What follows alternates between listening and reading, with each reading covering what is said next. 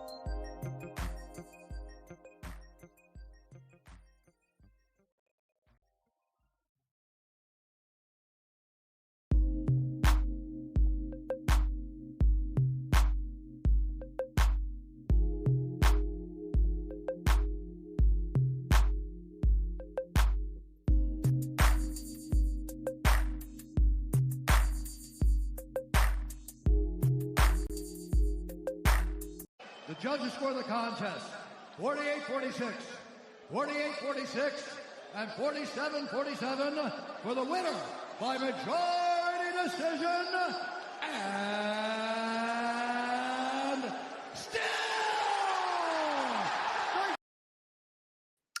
And still, ladies and gentlemen, the undisputed African fighting podcast champion of the world. Welcome back to Fighting with Friends. This is your weekend recap. Hope you're all having a mechty Monday. And with me today, ladies and gentlemen, as always, our defending undisputed big champ of the world, our chief analyst. He's 85% in one championship picks. It's time to start putting some respect on my boy's name. Is Brother Kaya. Fabio Maldonado. How you saying it? Fabio Maldonado. How's it, Eddie? All good, bro. All good. And yeah, that is true. You are, in fact, 85% for your one championship picks, ladies and gentlemen. So drop a like on the stream for BG, in-depth analysis, and the picks to match, ladies and gentlemen. But BG, this is our weekend recap show. We've got quite a bit to get into here. So we're going to start with the one which is currently in the ticker tape. That is one Fight Night 35. It was Buntan versus Hemtsberger. And as always, bro, we will start At the top of the card. And what a card it was, by the way. What a card it was, bro. And yeah, we'll start with the upset of the evening, many would say. I mean, we were live for this, and in our poll, we had 100% of our audience voting for Jackie Buntan to get it done here. Yeah. So Stella Hemtsberger really pulling the rug up from under everyone here, getting the job done. And yeah, bro, it was a great fight. I mean, she started very well. She got the knockdowns in the first two knockdowns in the first round, I think it was. Yeah. But yeah, Jackie did come back and really made a fight of it, bro. So yeah, just a fantastic fight. And we were just talking about the women's strawweight division and the inactivity. But I think this fight was really a fantastic advert for this division and what it can produce. So without any further ado, BG, take us away with your analysis of this one, bro. Yeah, again, amazing fight. I remember on the live stream, what were we talking to? No, it wasn't on the stream. It was the UFC. No, it was the stream, was it? Where we had Anonymous Powhatan. Utam was on the Friday Fights Codes. We had Anonymous Powertown tuning in this one, and he was talking about the women's fight scene in general and how it puts him to sleep. And she was like, no, this is a very good fight. And I agree. This was actually a very phenomenal fight. You said it was a good advert for the strawweight division. I kind of question who's out there. Who's out there? Other than Stella, other than Smaller Sandal, but she moved into MMA now. So in terms of Muay Thai or kickboxing, in this strawweight division, who else is out there that can compete at this level? Because if I was looking through the list of strawweight athletes in the women's division for Muay Thai now and past, and dude, I'm like, who's out there? Who's gonna who's gonna compete at this level? The way Jackie and Stella has put on that performance, absolutely amazing. In terms of the fight, I'm gonna give props to Stella Hemtsberger big time. I know that in the preview as well as the live, we were all just going Jackie Buntan, Jackie Buntan, Jackie Buntan. But I did say in the preview that Stella would be a very good opponent for her, because Stella does have really good striking. I just don't know if she can knock out Jackie, if she could put her away, right? And look, when she knocked Jackie down, I was like, oh shit, I got a fright by it. I didn't think she was able to do it. But I also thought about the momentum that Jackie was basically coming, from like a dodge, a lean back dodge, and then came up, and the momentum went into a straight right. But also you have to give props for Stella Hemtsberger to do that. It looked almost like she was planning that, or that's part of the game plan. Was like, if I throw a high kick, Jackie's gonna go back, then I'll just throw out the right hand or a left hand, which Jackie will literally she'll just come into that weapon. And that's basically how the two knockdowns happen from that exact same move, that exact same situation, and that she got the two knockdowns. Speaking on that knockdowns, I know you mentioned it. That was a very much pivotal round that actually won Stella the fight, because it was a 10-7 round. It wasn't a 10-8 round. I thought it was a 10-8 round, but they gave it a 10-7 round. I thought, oh, that was massive, because if it wasn't a 10-7 round, the fight would have been a draw. So even if she won that fourth round, they would have given it a draw. So I just thought that, Tim Tams. What's up, Tim Tams? I thought that was a very big turning point in the fight, was that first round. And then also watching back that second knockdown, hey, very soft. Very, very soft. I'll tell you why, because you and I have seen multiple times where fighters go down, like a flash knockdown, where they go down and they get up within maybe a second to 2 seconds, and they're basically up again, not even 2 seconds. Sometimes the referees don't even give that a knockdown. They just go, fight. And they don't even give a count or nothing, right? They gave Jackie 2 8 counts. And the second knockdown was so quick, it didn't even warrant a count, but they gave it a knockdown anyway. And at the end of the day, I'm agreeing with it. It was a knockdown. I just don't know about 10-7. I would maybe give him 10-8. I don't know about 10-7. Because the second knockdown was, it didn't put Jackie out of there. Jackie went back to work after that. You know what I mean? And then obviously round 2 and round 3, round 2 it was still kind of Stella moving on really well. But Jackie was coming closer and getting there with those lower kicks. The calf kicks was actually slowing down Stella quite significantly, which led to her boxing, right? Because then in the third round, she took over the fight. Jackie started getting control, started landing cleaner, whether it was to the body, to the head. I didn't like how she when she entered the pocket, she went straight to the head. She would throw a hard low kick, a hard body kick, and then that'll get the void close. And now we're gonna strike, and she throws head shots there. And I was shouting on the stream, start low, get the body first, then come up with it. Stella's gonna go down, and she'll open up for that shots. And she only did that end of round 4, round 5. Round 4 was the round that was the swing round, and they gave it to Stella, which ultimately won the fight. But that was the round that could have gone either way. They both were kind of inactive in that round. Not a lot was thrown, but Jackie had a lot of forward pressure in that round, a lot of forward pressure. And also at that point, Stella's face was already swollen. Eyes were puffy, legs were bruised. Just a crazy, crazy fight. And that just shows you how often Jackie was actually landing on a round 3, 4, and 5. Getting into round 5, Jackie ultimately won the 5th round as well. She had damaging shots on Stella. Stella was walking backwards a lot. In fact, round 4 and round 5, Stella was back footing the whole time. We even clinched up more often in the 5th round, which was showing me that she could feel Jackie was starting to really close the gap on her now in terms of points, but also the fight. Jackie's now starting to pull ahead of her. Which kind of, if you think about it now, it's a cinematic performance on both of them. It's one of those fights that you can watch over and over because they were going so much back and forth. And I mean, it's also not the first time we saw Jackie down, but it's like very few times we see Jackie hurt like this, which for me makes a fight more intriguing to kind of want to see them go at it again, right? And they can fight multiple times just because they might even do a rematch here in Muay Thai. Stella Hemtsberger, he's kickboxing by trade, not Muay Thai. And then they can even go back and fight for the kickboxing strawweight title, which Jackie owns. You know what I mean? They can go back and forth because the level is so intense. I don't know if fans want to see that, but I mean, if they fight at that caliber, I would want to see it. I would love to see it. The fight was that entertaining, and also it leaves us thinking that they have to run it back because a large portion of the audience did give the last three rounds to Jackie, right? And then look at the scorecards, they only gave 2 rounds to Stella. All judges only gave round 1 and round 4. So if she didn't get 10-8 in that first round, or excuse me, 10-7 in that first round, would she still have had the belt now? My point is that kind of shows us that even the judges themselves felt the fight was more close than what you think. And arguably would have given 4 rounds to Jackie. So yeah, that just tells you that the next fight to make between the two of them is to just let them run it back because it was that entertaining. And also, if you look at the records and who they fought prior to this moment, okay, Jackie's record looks phenomenal, right? She's only fought against the champions if you look at her record. And then you got Stella Hemtsberger has fought against some of the other unranked sort of no-name, one-contract kind of athletes that comes into the organization. And Stella smoked all of them.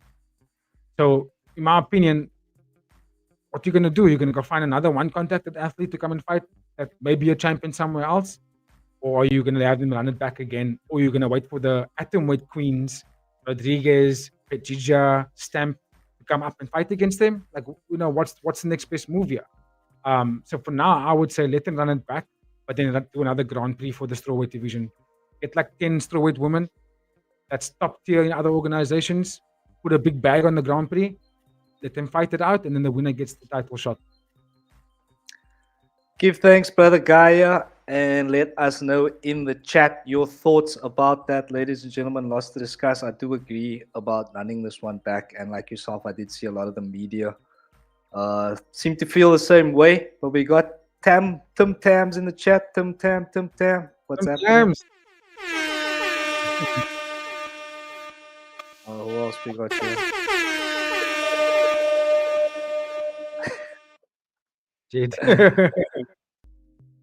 We got Jedi in the chat. We are live. In fact, we are live. Stella for the win. Jedi, of course, an avid Stella supporter from day one. Jackie Sour Grapes, haha. Yeah, Jedi. Great fight, though. Tim Tam is amazed by the blood. Shout out to you, Tim Tams. Thanks for the engagement. Hope you enjoy the soup. Yeah, go watch the fight back. And Ross is loving the engagement. Don't forget to drop a like on the stream, everyone. You're gonna make me famous. You already famous, Tim Tams. Everybody knows the Tim Tams, the legendary Tim Tams. You can get them at Checkers, Hyper, Woolworths, and Pick and Pay.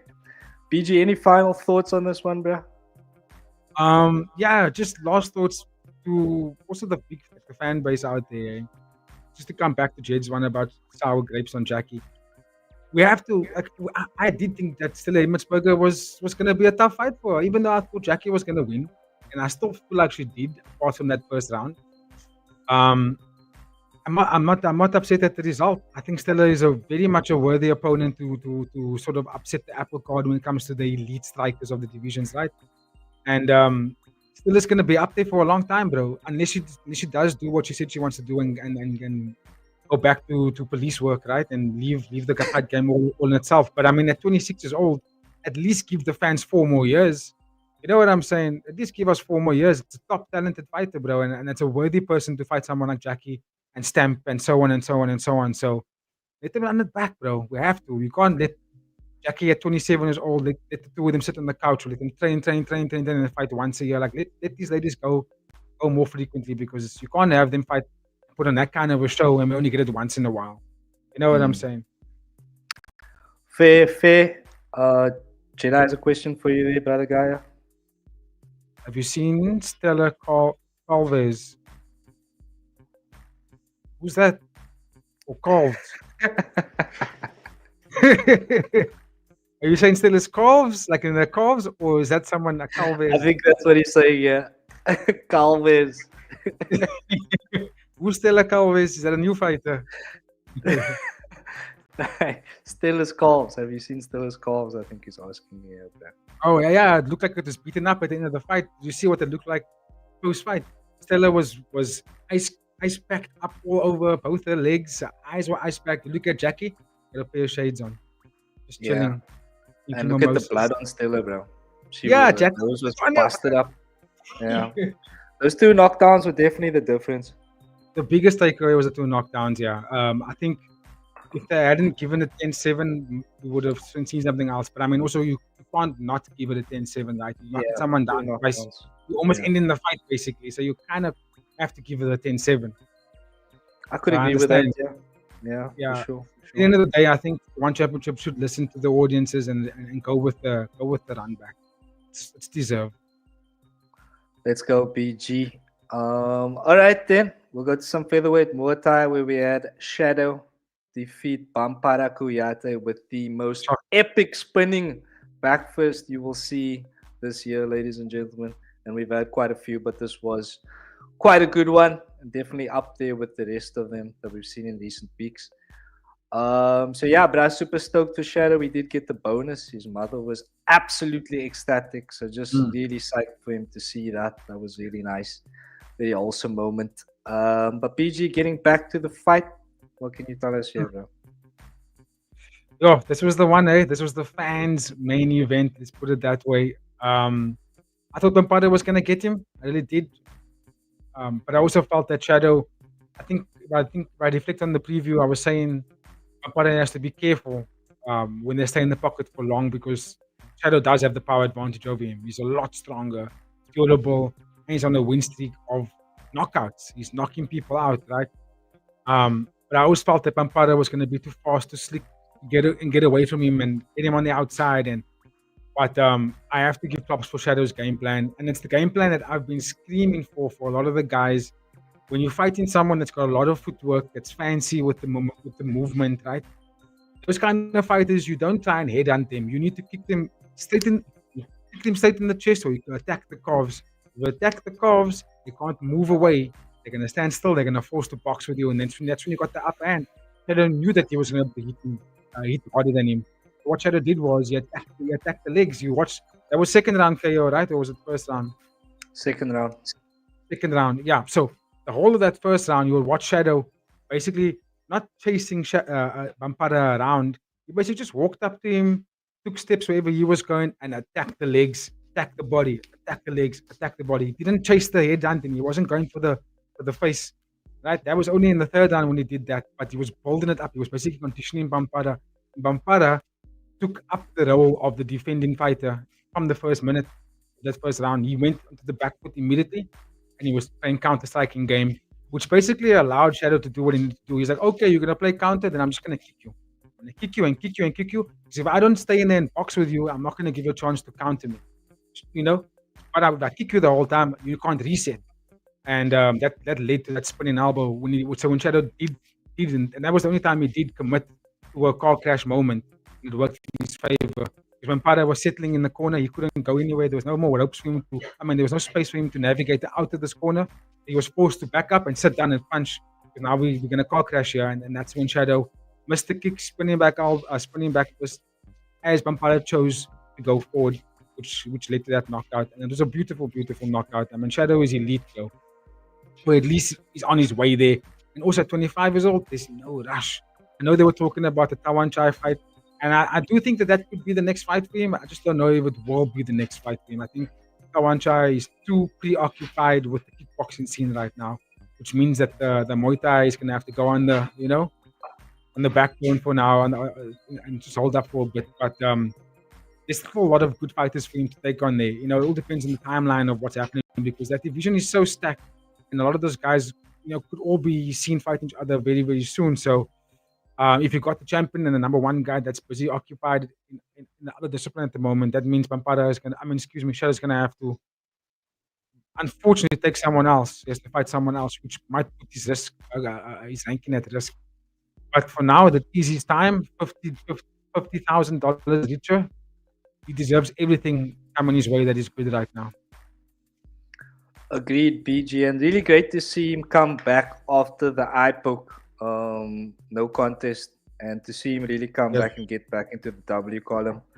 And yeah, man, just super stoked, super wholesome moment there with his mom. So yeah, just I mean, if you didn't like Shadow, you can't not like him after seeing a Nah, he's performance top. like this. Let us know your thoughts in the chat about Shadow. Maybe you have some thoughts about Bompara Kayate. Yeah, maybe we should talk about him a little bit, BG. What would you say went wrong for him specifically on the night? Because it was quite a dominant performance from Shadow at the end of the Yeah. day, right? And that surprised me. I'm not gonna lie, bro. Felipe Lobo just liked our reel.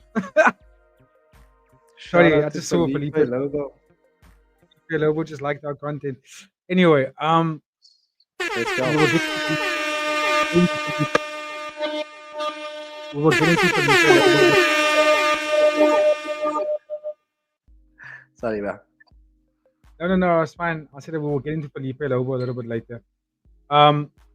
Yeah, Bampara, I'm surprised by the loss. Just I thought based on when I watched him against Smoking Joe, but more importantly when I watched him fight against Luke Lissay, who I think is top class as well, right? And Luke Lissay was putting it on him, and he got knocked down and came back and then put an amazing performance. I was like, oh, Pampara is good, and also he's difficult to strike against because of his movement, right? But he looked a little bit, I don't want to say undersized, but Shadow looked like a monster compared to him. And we know Bampara is very good at footwork, right? Even if he's going backwards, we know that he can evade a lot of good stuff. But at the same time, what surprised me in this fight was when you watch him fight before this, he never really goes backwards. You know, even though he's good at it and he's very elusive there, he likes to go forward and put the money on you. You know, let the fists and the combinations go. But in this fight, he was fighting backwards the whole time, and he was throwing very minimal strikes. Didn't really even, Shadow was walking him down, and he didn't gain respect from Shadow. You know what I mean? Like moments when Shadow wasn't walking him down and then blasting combinations at him. Shadow was walking him down and then threw one body kick, but hard, or a hard low kick, like that. Which left a lot of other time and space in between those kicks for him to do something. I just felt that Bampara didn't take those gaps when he had those gaps to actually get those respect back. Like you know what? I'm gonna kick you back, Bram. I'm gonna go harder than you just hard went now. And somebody throw three. Pa, pa, pa, pa. Like you need to force this man that's walking you back. You need to force him to stop. Like you can't walk him back anymore, and you need to walk him down now. You know what I'm saying? Bampara didn't do that. He didn't assert his own dominance.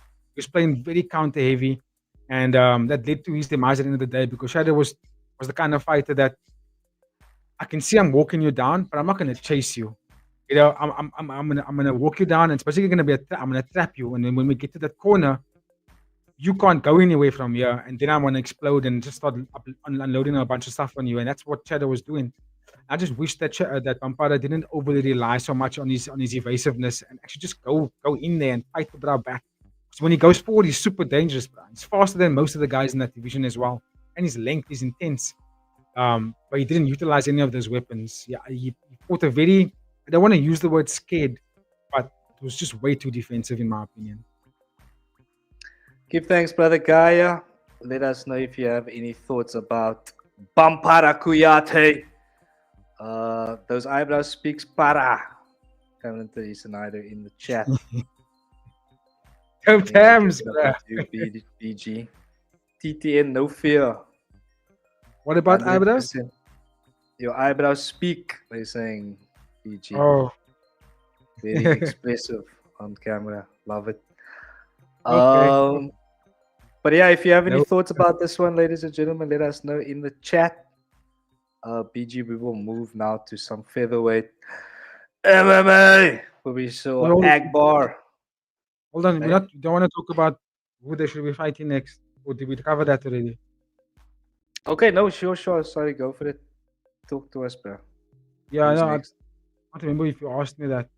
But no, I don't think I did. I don't think we did cover that. Go for it. I know that there's been posts on Tetsuya's YouTube, on his X account about Shadow versus Tawan Chai. You know what? I'm all for it. I really am all Mm. for it. If he doesn't get Taiwan Chai, because we know Taiwan Chai's got Liu Ming Yang next, and then he wants to fight Noiri immediately after that, which means his next two fights is going to be in kickboxing. So that means no one's going to be defending that title in the Muay Thai division, right? Superbond's got Noiri, and if he loses to Noiri, that means he's got no title, like none. Would he fight Shadow for interim Muay Thai title? You know what I mean? If not, could we see Shadow against Nico Carrillo for number one contender spot? Either or, I'm all in for all those fights. But I do think Shadow at this point, after winning Bampada, puts himself in a position where he's undeniable. So, like, if he asks for either one of those fights I just mentioned now, he should get it, in my opinion. And then for Bampada Kuyate, same for him. Like, he needs to fight down now, right? And that would mean there's Nico Carrillo that he can go up against. There's Luke Lasey. There's Muhammad Siasarani. Kunsuwek. Is Kunsuwek into the division now? He wasn't the greatest performance in his opening, but I mean, he's in the top 10.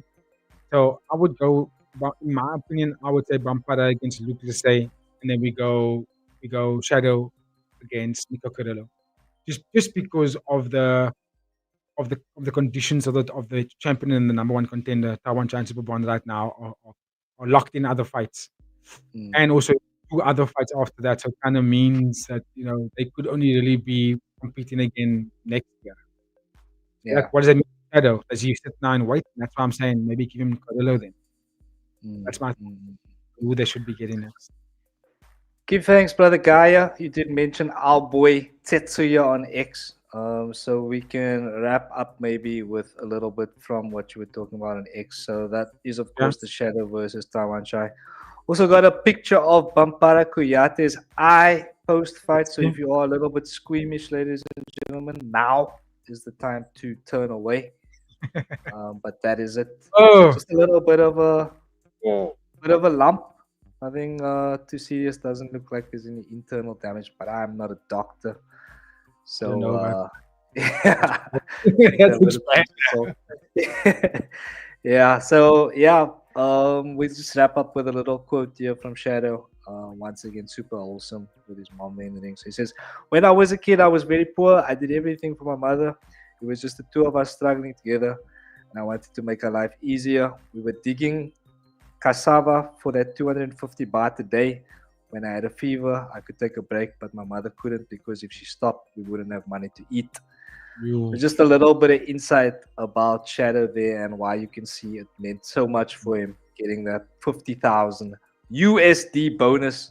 Major. Super stoked for him, bro. Super stoked for him. And he's gotten other bonuses before, right? Like a 350,000 baht bonus before. But this bonus is This is life-changing money, bro. That's life-changing money. Yeah. My last thing on Shadow.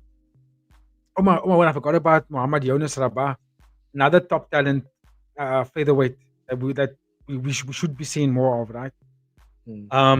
But like what I was gonna say was I started watching the One Championship. When was it? Like around 2018, right? 2018, 2019. And I watched Shadow's first performance when he debuted, and I was like, "Oh, this dude is intense, my bro." Look, he lost the fight, but I was like, "Nah, he's hella intense." And then I was a bit apprehensive about it when he came back in his second fight. I was like, "Okay, let's see if he can still, if he's the same way I thought he was, right? Like if he's gonna got the stuff." My guy's gone on a win streak. He's on a 6-fight win streak since his first loss. And I always felt that he was super, super dangerous, right?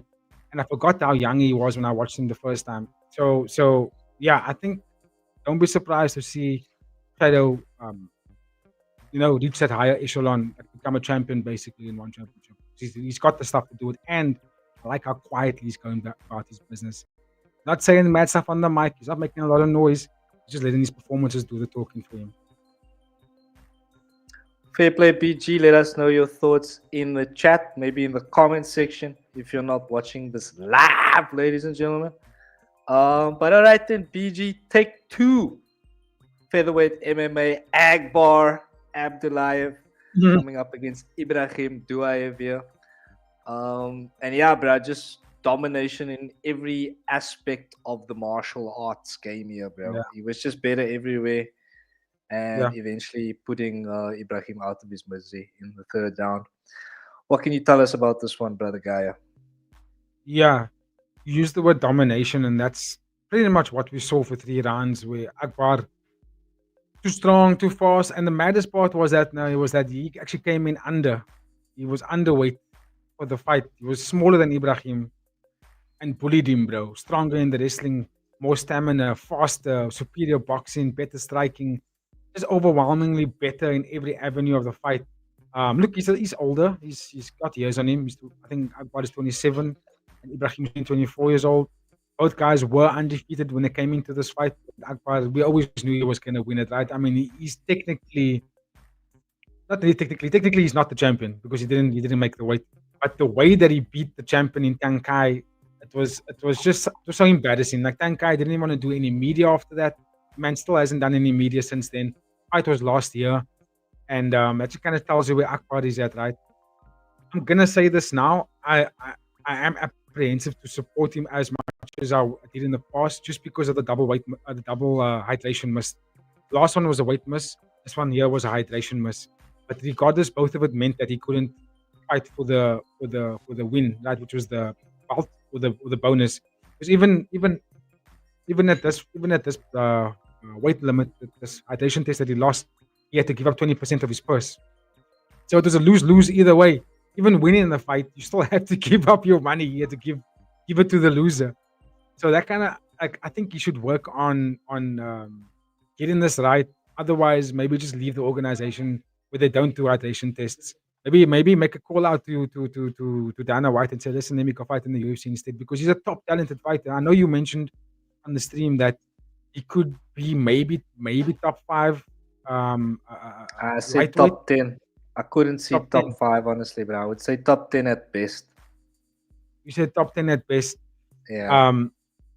I would like to see him go there and test his will, because I think he beats a lot of the featherweight dudes here at one championship. He's just light years ahead of all of them, honestly. And I mean, look at that finish. That finish was coming at the point of where you already had dominated him for 2 rounds. And Akbar can do this for 5 rounds easy. Like, easy. This man don't get tired. And that's why I say, like, it could be a problem, and it really could be a problem if he were to move over to the UFC. But at this point, there's only speculations, right? He still has to fix his weight and hydration limits, and I have to get it right. But in terms of his fight style and his fight performances, the dude's undeniable, bro. He's 11-0 now. You know what I mean? He's just wiping people out, and he's just getting finishes. This is 5 KOs in a row. 5. Let's put some respect on my man's.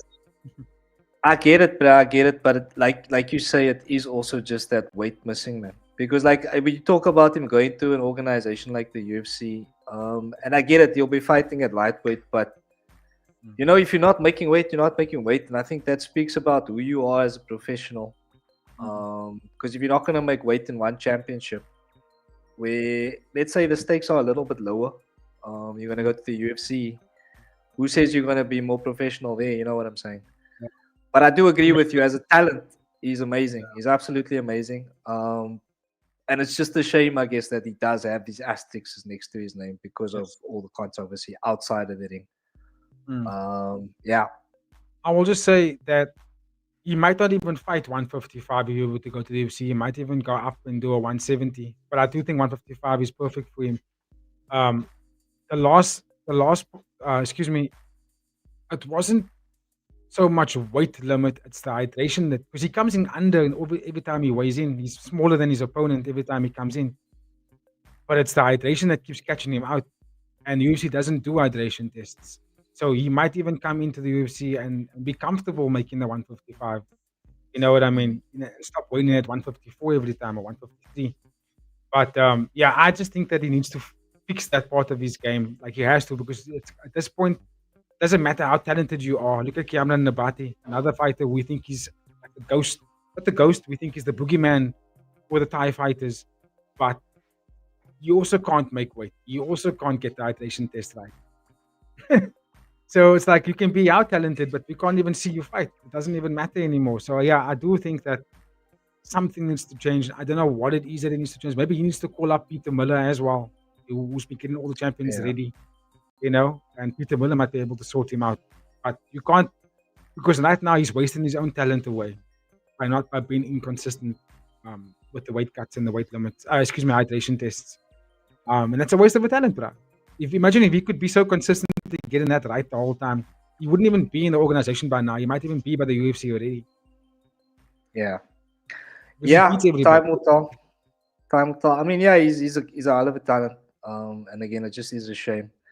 But shout out to Tim Taps. Thank you for all of the interaction here. Maybe it's a health issue. PG, what are your thoughts on that? I don't think it's a health issue. I don't think it's a health issue, especially when we watched. Because you and I, we watched the hydration tests, right? We watch it live when it happens, and I watched Akbar's 2 weighing attempts. I watched it, and the man walks in there with all this energy, and he's like a vibrating battery. The man is just going like this the whole time. I was like, yo, he looks like he's full of energy, bro. Where is it coming from? Yeah. Guys normally look very, very tired at the weight cut. He didn't look tired at all. And and then when I did the weigh-ins, they were like 154, 153.5, 154. And I'm like, the man's underweight. He's not even making the maximum weight. But the hydration test keeps catching him out. And maybe he's just not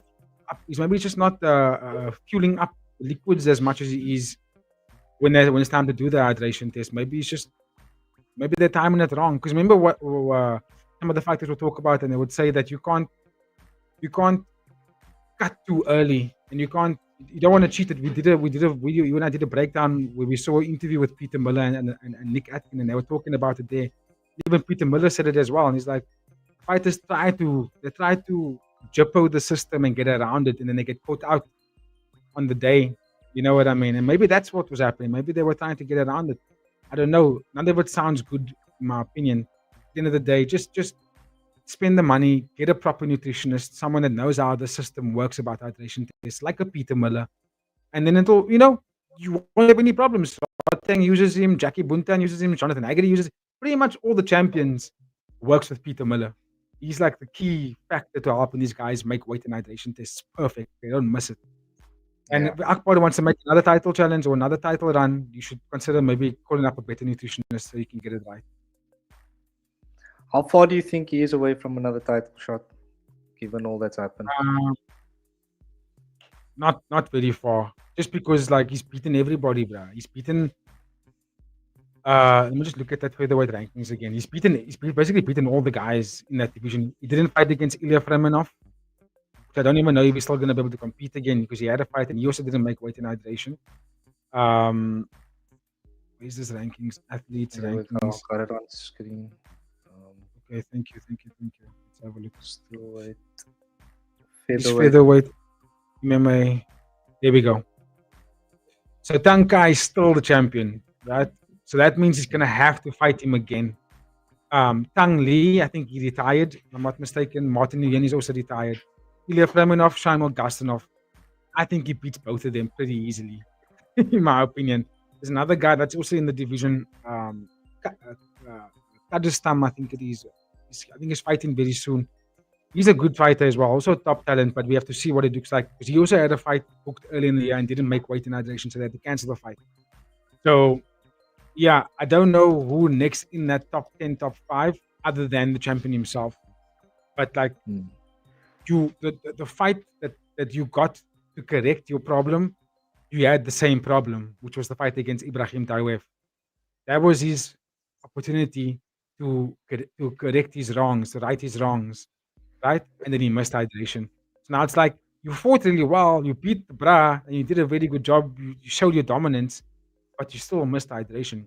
So can we still give you a Tankai again? Who's gonna say on that fight that you're gonna get it right this time? You might get it wrong again. You know what I mean? At which point that gives one championship full right to terminate the contract, in my opinion. That's 3 fights in a row now that you're gonna miss weight and hydration. That in my opinion, your contract is done, bruh. So yeah, I think he needs to do another tune-up fight, maybe Shaimel Gastonov, and hopefully on that fight he actually gets the hydration test correct and beats Shaimel, and then he can fight against Tankai again. Yeah, and hopefully Tankai prepares better because the first fight between the two of them was an absolute hiding. BTA, as my boy Anonymous Potan says, belt to ass. Shout out to our guy, Anonymous Potter. But anyway, boy, we're gonna go to Rumble Actual, who came up against Dmitry Kovtun in some bantamweight Muay Thai. Dmitry Kovtun seemingly the better fighter in the opening exchanges, but Rumble coming back and finishing him with, what was it, a left hook? Or was it a right straight? Left hook, eh? Yeah, left hook. Finishing with a left hook, and yeah, absolutely fired up. He was calling Dmitry Kovtun back to his feet after the knockdown, but Dmitry Kovtun wasn't able to answer the referee's count. BG, what you got for us here, bro? Very good fight for both guys, but more for Ambolek because he was losing the fight. Let's be real. Kovtun was taking it to him. Faster, smarter. He used the range really well. Attacked the legs. Pretty much throwing out weapons and speed. That bouncing heavy, not settling in one position. Made it difficult for Ambolek to find his shots. He couldn't really settle into a rhythm and actually let his handiwork go. And he had to give up that first round. He had to. He had no choice because he was down hard in that first round. He didn't get any knockdowns or anything, but Kovtun was beating him up. Good straights, good 1-2s, even to the body. The kicks were sitting. The kicks and the kickboxing movement, the way he bounces forward and backwards, made it difficult for Ambolek to settle, man. Right? Because the second round was very different. The second round, Ambolek didn't look the same. Ambolek looked like his coach just told him, "You have to go fight this guy. You have no choice, bro. You have to go in there and make it ugly with him. You can take his shots. You took his best shots in that first round. He didn't rock you once. Like, let's go forward and put some hands on this dude." And that's exactly what Ambolek did. He didn't kick at all in that second round. He just basically walked into the pocket and put down his mouthpiece and then said, "We're gonna punch each other now." And I think he believed that he would have the hardest strike, and he did. He's got the power, and also kudos to him for actually making the fight as well, because Ambolek also was struggling to make the weight. He was having a tough time, and literally the last 10 seconds of official time to make the weight, he made it. And I don't even know how Ambolek makes this weight, dude. He's a very much a big bantamweight. But anyway, great performance against a top contender, someone that in my opinion is also in the top 10. Just outside of it, I see on the unofficial rankings, he's just outside of it, but I would put him in there because he's fought against some really top tier fighters. Not good enough to be number 1, number 2, but a good enough fighter to be a problem for the top 5 guys. So Ambolek went in there and smoked him brilliantly. Right? So what does that mean for Ambolek? Coming into the organization at a young age, getting the contact at 20 years old, 22 years old now. Sky's the limit, still very young, but in the top 5 of the division. He's in the top 5. Who next? So Ambolek wants to fight Haggerty next. I don't know if he gets Haggerty next. Haggerty's going to fight against Nabil. We know that. So I think Ambolek should actually hold up. Who we can fight, maybe in my opinion, could be maybe a Kulabdam. Could be a Felipe Lobo. There's Abdullah Dayakayev as well. There's a Yoda IQ. There's a lot of fighters that he can go up against, and I think it's worthy. He's worthy of it. He could even be the fighter that welcomes back Tiamra Nabati next year. Sheesh. You know what I'm saying? Let's go. That's the position I think Ambolek is in at this point in his career right now. He's not title contention, but fighting for top 5 to solidify himself in that top 5 position. Because any one of those names I just mentioned, right? Archive, Yoda Q, Kulabdam, Kairam Garati, Tiamra Nabati, all of them are in and around top 5 contention. And they're all one fight away of solidifying a spot in the top 5. So I think we will probably see a round robin of those fighters coming next. Give thanks, brother Gaia. Appreciate you, bruh. Let us know your thoughts in the chat, ladies and gentlemen. Again, if you're not watching live, let us know in the comments. Yeah, all right, then we shall keep moving along, and we'll go to some MMA here. We had the debut of Tyler Tolo, following in his brother Cade's footsteps, going undefeated in MMA at 1-0, beating Adrian Lee. This one, unfortunately, not without its controversy, ladies and gentlemen. We have spoken at length in the past about having MMA in the ring and just logistically how it doesn't work out. And this was another example of that. And it did affect the fight in a big way. BG, I'll let you get into the details of that. And yeah, just let us know once again what and how this one played out, bro. Yeah, very interesting fight, because it wasn't like Cade Rotolo's situation where they're giving him sort of testers, right, to see where he fits in MMA, tune-up fights, if you will. But for Tai Rotolo, this was no tune-up fight. In fact, Tai Rotolo called out this fight. He wanted the Adrian Lee. And I don't think that it was an easy fight for him. I think Adrian Lee's not a top contender, but like in terms of the young guys coming up, he's only 19 years old, I think, 18 or something like that. Coming up, he's fought really well. He's got some good experience under his belt in terms of MMA, and I think that Tai Rotolo chose a very good opponent to test himself against. And I do think that it was fairly even. I mean, Tai was winning the fight. I mean, he was winning some of the grappling exchanges. He forced Adrian to shoot on him when he didn't need to. But also Adrian Lee fought the fight like he wasn't afraid of Tai's grappling at all, or even the submission, like he was defending most of it in that first round, which was a very wrestling heavy first round, and tired both of them out. You could even see that Tai Rotolo himself was like, he was grasping for air, and I think in his post-fight interview, he even said that was a very tough fight because, I mean, let's be honest, he did gas himself out in that first round. Even though he got the finish, he did go way too hard in that first round to get the finish, and it didn't happen. So that's why he looked so tired, and that's why we saw the majority of that second round was a lot of striking stuff. But even Adrian Lee himself was super tired, and he couldn't really put damage on Tai the way I thought he would be able to when it got to the stand-in part of it, right? But also the finish, this is where it got controversial. When they got taken to the ground and they were wrestling here, that's when we saw Adrian Lee's his feet got out of the ring, taking the judges' notes away, trying to get back into the ring while defending the takedown. I did get back control at that point, but they were still kind of rolling out of the ring. The referee stopped them to bring them back in the ring, but when he was stopping them, in fact, he was hitting them a few times to stop them. Like he was saying, stop, and then Tai still said, I'm stopping. But when Tai was saying that to him, I'm stopping, he was already sinking his arm in under the chin. Just watch it back. He was already sinking up the choke at that point while the referee was stopping him to do it, like to stop the fight. Like, yeah, we're gonna reset you guys. He already had put his arm under the chin. So the referee just moved them away. He didn't bring them up to reset position. He just moved them while they were still in the choke. Because then once the referee said fight, bro, it wasn't even a split second. Then Tai already went whoop, and the fight was done. You know what I mean? There wasn't even a time where it was like, and fight. Okay, there's defending, trying to get the choke in, trying to get the offensive positions in. None of that happened. There was no tussle for the finish. When he said fight, finish was already in. The choke was already done, and we were all like, well, it has to be finished here then, right? Because you didn't even give Adrian a chance to reset with Tai. You could clearly see when the referee was saying to him stop, Adrian Lee was squirming. He was like, he didn't even know the referee was trying to stop them to reset. He was still trying to fight his way out of the position. So in my opinion, both fighters weren't really aware that the referee had reset them. Tai was aware that he was resetting them, but it didn't look like he was aware of the reset. And then once they started the fight again, choke was already in, fight was already done. But I don't want that to be the overarching theme of the fight, because the fight still had one full round before that moment. And Tai looked good for that one full round. He won the round. You know what I mean? He looked like he was composed, and I'll give him this: he strikes better than Cade Rotolo.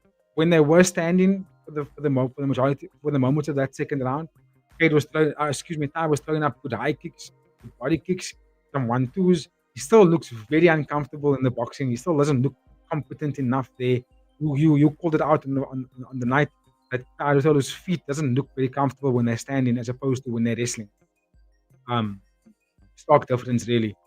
But at the end of the day, I still think that there's something in there. I still believe that the Rotolo brothers have made the correct decision at 22 years old to transition from jiu-jitsu into MMA. Perfect time. That gives them a solid 10 years to become elite MMA fighters. You know what I mean? So let's see. Yeah. Hope what happens. Let's see what happens indeed. Do you have any thoughts regarding Tai Rotolo's next opponent? I don't know. I'm actually trying to look for the lightweight rankings. I don't see it on the website here. But that's the same division where his brother where Christian Lee is the champion, right? So I mean, that may be the goal. That may be not the next fight. I do think that Ty's gonna have to go through a couple of more, one contracted fighters, I guess, like people that's coming in, like the guy that Cade fought against. What is his name? That Argentinian dude. But anyway, we might just see that. We might just see Ty fight against a couple of unranked guys. You know what I'm saying? That's what we're gonna get next. And I don't even know who, because again, once we get to lightweight and upwards, like lightweight, welterweight, middleweight, it becomes very much sparse for talent. Like, there's no competition. There's not enough fighters. The roster becomes too thin. Not enough contenders.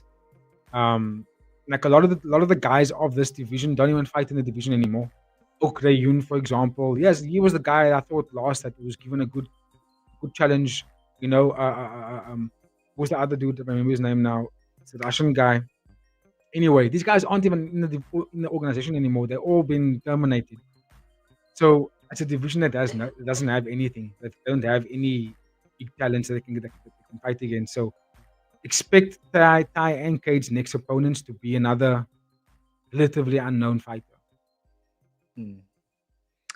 Fair play, brother Gaia. Let us know your thoughts in the chat. What's up, chat? We got 5 people in the stream. But now we'll get to some serious business.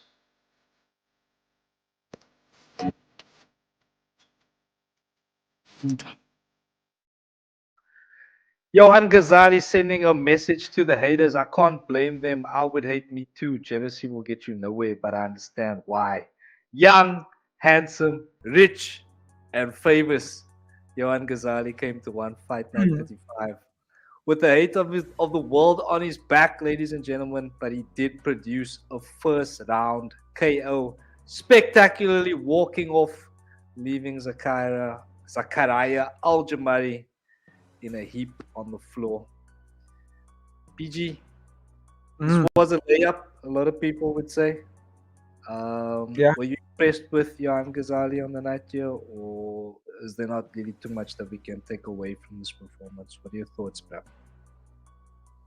Yeah, look, I'm not gonna be in the same camp and go and hate this lighty. He's a child, and as much as he got the KO, which was beautiful, by the way. That was a walk-off elbow. I mean, that was beautiful to watch. He just elbowed him and walked away while Zakaria was falling down.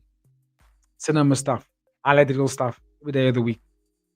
But he still fought the same way he fought when he fought against Diego Paez. He's still the same style that I watched him fight when he lost against Estupinan as well. You know what I mean? It's the same stuff. It's this walk you down, smash you. No sitting up, no kicks to set up the stuff, no jabs to pull out the opponent's extension of their combination and then catch them again. Like none of that stuff. It was just the same things he does all the time, which is just like walk you down, get into a corner, and then just smash you.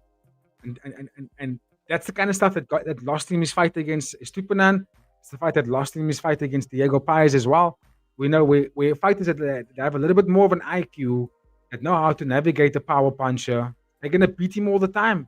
So they're going to fight on the outside. They're going to out-volume him. They're going to move away from him. They're going to attack his legs. They're going to tip him. They're going to make him fight a way that he's going to get frustrated, right? Because he's still very much focusing on being this character that he doesn't have to be.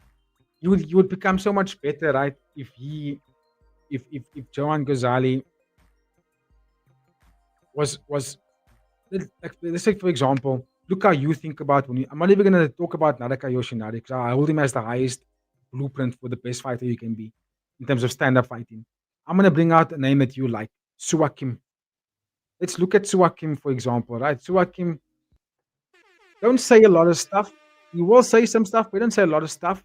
But when he goes out there, he puts a beating on you, and he puts out a very skillful beating on you. Like, you know what I mean? Where the dude is stylish, and he's taking on elite fighters, bro. He's not taking up he's not fighting any cans. He's not fighting no layups. He's fighting guys that are competing for what they already got contracts or fighting for contracts. Because he's also a contracted fighter now. So he's fought against the best, like, top quality dudes. This is flyweight, right? I'm trying to think of a flyweight fighter that's not even ranked. That, in my opinion, that will take it to him. Look at Johan Estupiñán, right? Who beat him? He lost to Hugh, who's also flyweight, by the way. You can take not Johan. He lost to Jordan. Jordan just lost this on the same fight card. Johan Estupiñán put it on him, and he's not even like elite striker there. He's only a couple of years older than Johan Ghazali. Johan Estupiñán put it on him for 3 rounds. Like, imagine a fighter that has a lot more style points. Let's just say we take another old guard like Taiki Naito, for example, who's still in this division with him, also in Muay Thai. And put him up against Taiki Naito. Taiki Naito is going to school him 10 rounds every day of the week. You know what I'm saying? And then Johan Ghazali goes and calls out Dennis Puric, another 40-year-old man. Like, you don't have to be calling out these old dudes, bro. It's not going to do anything for your career to knock out an old gentleman like that. Like, and even though I think at 41 years old, I still think Dennis Puric will put it on him. You know what I'm saying? Dennis Puric is fighting Takeru, bro. So he can't be over the hill. That's what I'm saying. You know, he can't be over the hill. That's my point. And Johan is talking about like these guys are over the hill. He needs to be careful of that because he's coming out here, he's putting on performances that's showing not necessarily one-dimensional, but it's like this, like, what's your next move? Like now, when he fought against Johan Estupiñán, Johan found out very early in that first round that this boy's just going to try and walk down and land a power punch, like land a KO punch on him. That's it. That's all he's going to do. And he's going to walk. He might throw a TP if he wants to. He might throw a leg kick, but mainly what he's going to do is he's going to try and step into the peekaboo stance. We're going to get close head to head and we're going to slug it out here. That's what he wants to do.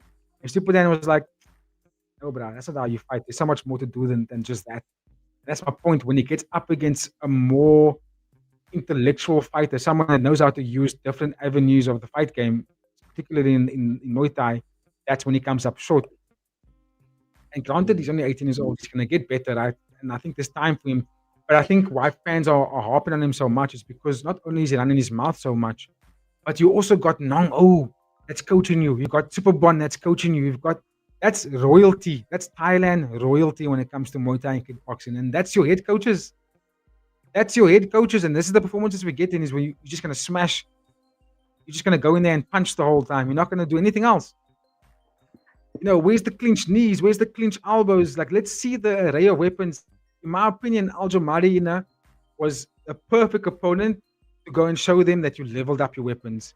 All you showed us that you're the same guy that you were before, which is this knockout, this kid that walks down and just wants to knock people out. That's all you did in this fight. And we all knew you were going to do it because it is Zakaria Aljamaari. With all due respect to Aljamaari, he's not a contender. Aljamaari is not anyone that you can go and say, oh, I just beat Zakaria Aljamaari. If this was Zakaria Aljamaari that was maybe 28 years old or 27 years old, different conversation.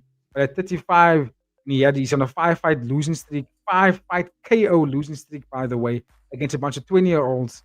Come on, Ghazali. Like, it's not that much to brag about if you're being honest. But still, he had to go out there and knock the guy out, and he did that. Got himself a bonus. All for you. But I can understand why there's this hatred towards him by the audiences and the fan base. Yeah, completely understandable. And like you said, it is a character that he's kind of putting on. But yeah, look, I mean, honestly, bro, One Championship doesn't have a lot of big characters that can kind of sell the sport to more casual fans who kind of need this entertainment factor. So yeah, if it brings more fans to the sport, why not, bro? Even if he is acting like a complete idiot, he's 18 years old, bro. He's got the spotlight on him, so he's gonna make mistakes. But yeah, again, if he's bringing fans to the sport, let's do it. Even if it is as an antagonist, I'm all for it, bro. Off the sport to go. So let's go, Johan Ghazali. Keep proving that it is wrong, and let's get you into office in Malaysia as the prime minister. Do you have any final thoughts on this one, BG? Yeah, I think One Championship should get Zakaria out of there and stop using him as this layup for the young lads to build up a young star. Like, get him out of there. There's so many young fighters in the organization that are not ranked, that are uncontracted, but like are close for contract. Let them fight each other. You know what I mean? You can build a whole Grand Prix out of all these 19-year-olds, 20-year-olds, 18-year-olds, and let them all just go out there and fight each other. Like, you don't need to put him up against this young guy. You know what I'm saying? Against this old guy. It's a waste. It's a waste. Unless they're paying Aljamari a ton of money to take these beatings. But yeah, let's stop doing that now. For Johan Ghazali, in my opinion, he needs to get a run back with the guy that he lost to, and that is Johan Estupinan. Before he can move on to higher, bigger names like a Dennis Buric. Mm, mm, mm. Loud and clear, BG, and let us know your thoughts in the chat comments if you're not watching it live once again. But all right then, we'll go to some atomweight MMA. This was the second fight on the card we had. Macarena Aragon losing to Natalie Salcedo. Yeah, I mean, we said it on stream. I'll say it again. She just doesn't learn, bro. She just doesn't learn, Macarena Aragon. Overzealous, overcommitting, and getting caught. Same way she did Yeah. in her last fight. So, I mean, I don't know how much more there is to this. So No. let us know what There's is not your much guess? to say. It's a bit of a problem for Macarena Aragon now. I get the feeling that she was signed to come and be a new addition to the Atomweight division where they needed something to happen there, right? When Lisa Mbawanga was the champ, because when Stam Fairtex won the title, and that was when what's her name, Angela Lee, she retired and gave up the title, right? And then Stamp became the new champion, and I was like, what next? Like, who else is going to be a top fighter here? What's her name? There's Ayaka Miura, there's Samsung Hee, there's a whole bunch of them, but they're so inactive, right? So they put Macarena Aragon to kind of be this big atomweight that's strong, powerful wrestling, Greco-Roman wrestling, to change up the game and compete with the big guys. And I mean, when she beat Shadowcat, I was like, yo, well done. You beating Shadowcat. That's a very good, head to take, a name to take on your record. But then to lose to Chihiro Sawada in a fashion that she did, I was like, yay. That makes me, that raises eyebrows. And then she fought against now Natalie Salcedo, and she loses in the identical fashion the way she lost against Chihiro Sawada. Right, so now that makes me go, what's up here? Why is she losing like this the whole time? The same thing. And the key word that comes to mind here is over aggressive. Trying too hard to bully the opponent, trying too hard to get to the next best position. You've already taken them down. You don't have to rush to pass. You take them down, control them. Let them know that you are stronger. And then you can move to the next move, right? The rushing to the next move. We've seen in jiu-jitsu tournaments as well when grappling, when people rush to the next move too quickly, you get caught, bro. The limb stays out in the position, but in a way you don't want it to be, and next thing you know, your arm is being taken away from you, or your leg has been taken away from you. So I think in this fight it was the same thing. She rushed and she kind of underestimated Salcedo. Salcedo was like, "I'm gonna tap you out." And I not watched, but I've saw Salcedo's record in the past, and she doesn't have a big record. She hasn't fought that much, but the wins that she does have are all by submission. So it's like, you should have done your research here, Macarena, which I'm sure she did. But then still to get tapped out, it's like, you're fighting a submission specialist. Why do you still go and get tapped out? You know what I mean? So yeah, I think lessons need to be learned here. I'm not sure if if one championship is gonna keep her around. Maybe they will. Because maybe she can still be something for the division. I think she's a good fighter. I just don't know why she fights that way where she gets caught in amateur-like moments. You know what I mean? Like you in top control and you're getting tapped out. Yeah. I don't understand it. That just Twice blows in my a mind. row, by the way. Twice in a row. So that for me is weird. When you are a superior wrestler, you know what I mean? Like the woman that she lost to in Chihiro Sawada, sort of like outstanding grappler, but she's very good at jiu-jitsu. Salcedo is the same thing. She's not going to double leg you or single leg you, but when it comes to guard control, when we're on the ground, that's what she plays. That's a playground there. Well, Aragon is it's like I said, it's Greco-Roman, so it's a lot of takedowns and control and almost Olympic style wrestling. Not a lot of submissions, but a lot of like just dominating, ground and pound you, and I'm stronger and bigger and taller, and I'm just gonna out wrestle you, and that's how she fights. And she should stick to that and use that. You know what I mean? if I was her in this fight against Salcedo, I would have used my reach advantage. I would have jabbed her, put a couple of 1-2s on her, do some T kicks, attack the calf. Let me force Salcedo to show me what she's got. You know what I mean? Before just rushing her down and creating scramble moments like this, and you get caught. I feel like she didn't use her weapons that would have had her advantage, which was the reach, the power, the relentlessness, the good wrestling. She didn't utilize that. She just went straight for a takedown, and then once they got to the ground, it became like a dust bunny fight and got caught. And that's what happened in the last 2 fights. So maybe they will keep her around because there is a talent there, but she's gonna have to show so much more to really not only win the fans over, but also, you know, make Chowta and his team go, okay, maybe we should actually still keep her around. Because we've seen now just this year alone that they released champions. They got rid of champions, bruh. UFC, one championship, don't play. They somehow terminate the champions. And so we don't need you anymore. So yeah, Aragon must be careful. She might just lose a contract if this continues. Let us know your thoughts in the chat. Chat, what's up? If you're not watching live, let us know in the comments. That's the last time I'm gonna say that today. Okay, then BG, we will move then, and we'll go to the opening bout on the card, and that was Hugh coming up against the other Estepinian brother, Jordan Estepinian. And yeah, Jordan started very well here. This was, of course, a kickboxing fight, so with the bigger gloves. Jordan starting well, but yeah, Heel putting it on him in the 3rd round before ultimately getting 3 knockdowns to a finish there. So yeah, bruh, just Jordan, obviously a top level opponent, bruh, coming from a fighting family. How impressed were you with Hugh's performance here? Not that impressed actually, even though he got the TKO finish.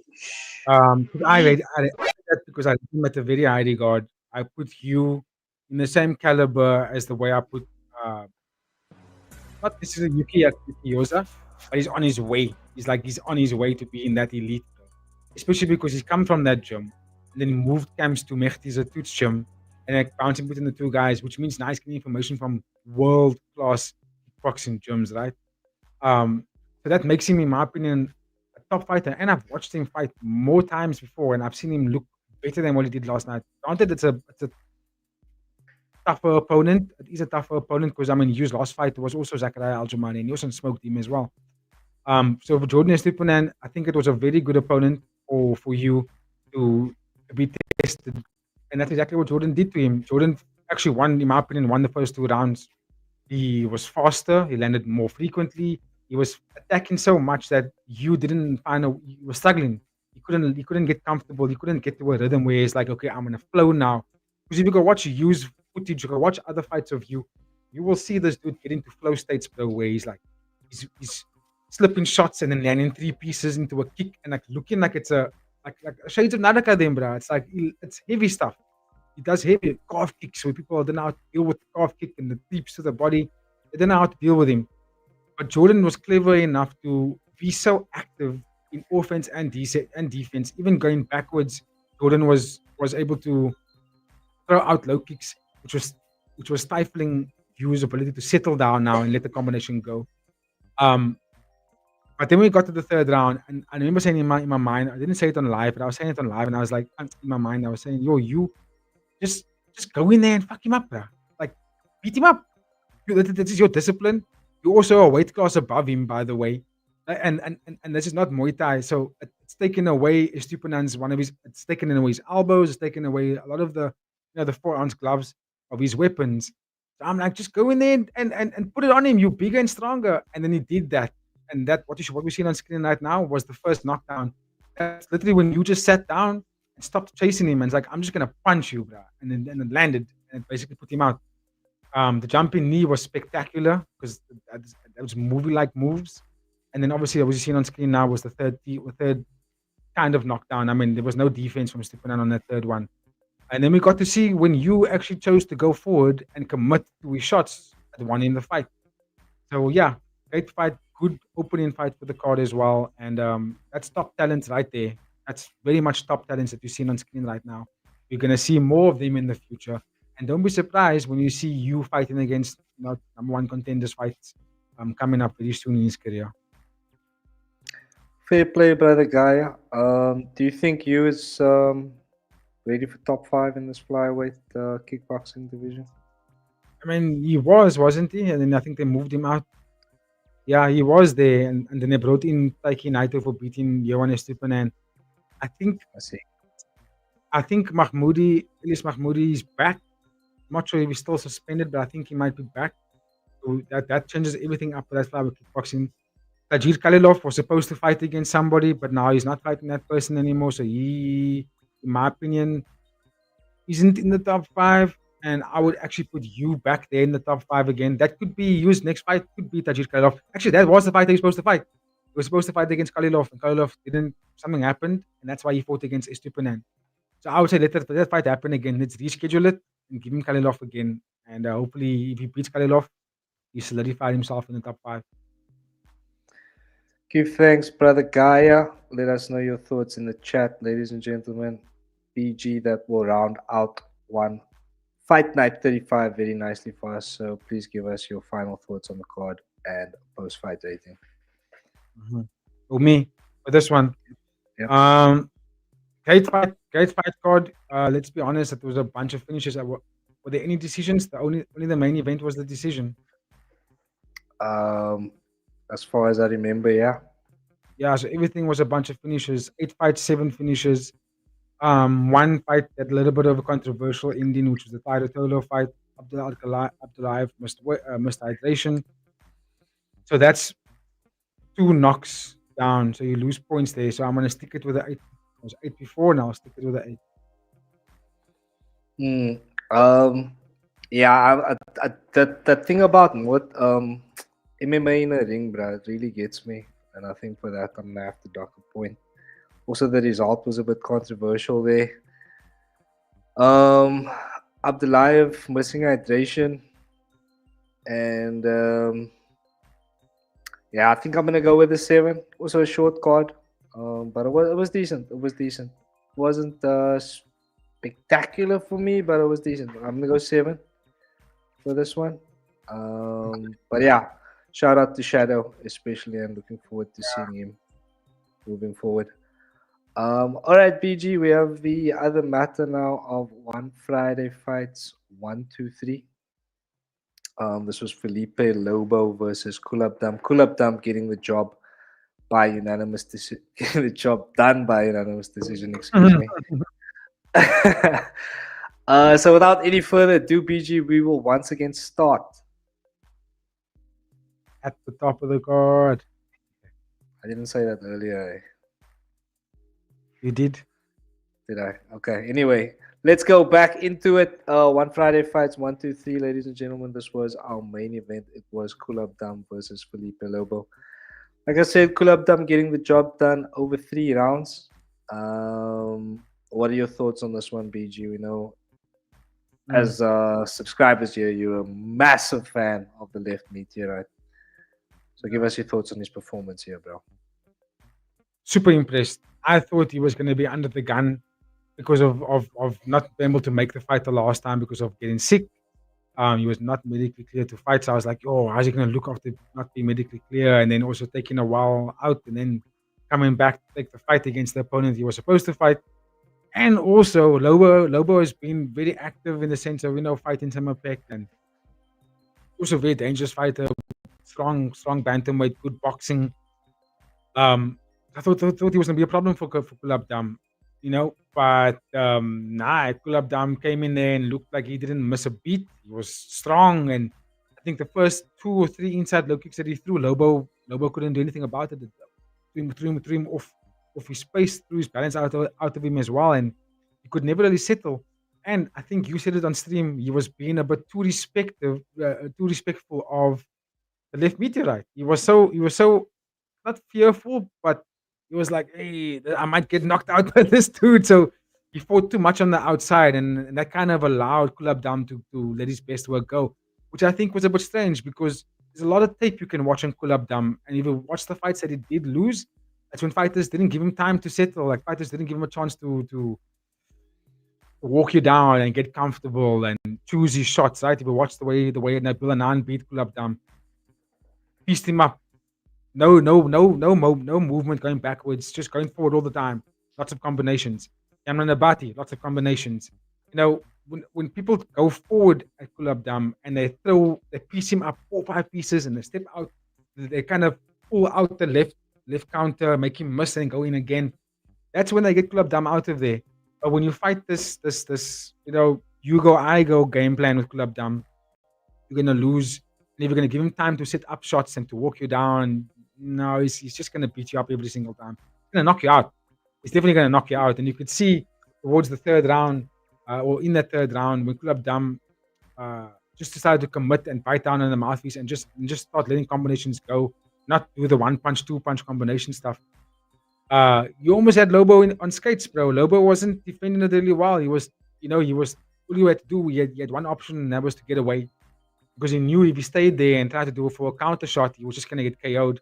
And that was the fight basically for the whole of the 3 rounds. Was Lobo trying to sort of assert some kind of dominance, but was unsuccessful because Kulabdam was durable enough, but also Kulabdam was attacking the legs a lot, which was unsettling for Lobo.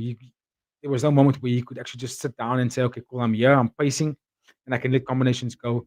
It made him defend all the time, and it made him go backwards all the time, and that just led to the demise. And yeah, great performance for Kulabdam, dude. I thought he was going to be slower. I thought he was going to be offbeat. I thought he was going to get bombarded by the pace and the volume from Felipe Lobo. That wasn't the case, which favored him, and he fought a good fight. And I'm very impressed to see him back. Even though he didn't get the KO, I think the fight still showed us that the power was there, and that was all shown by how evasive Lobo was. Like he didn't want any of that heat. That kind of showed us, yeah, there's a reason why. Because Kulabdam's gonna knock you out, gonna put you away. And it's good to see him back. And he's also a big bantamweight, bro. Let's be honest. Look how big Kulabdam looked compared to Lobo. And I thought Lobo was gonna be bigger than him.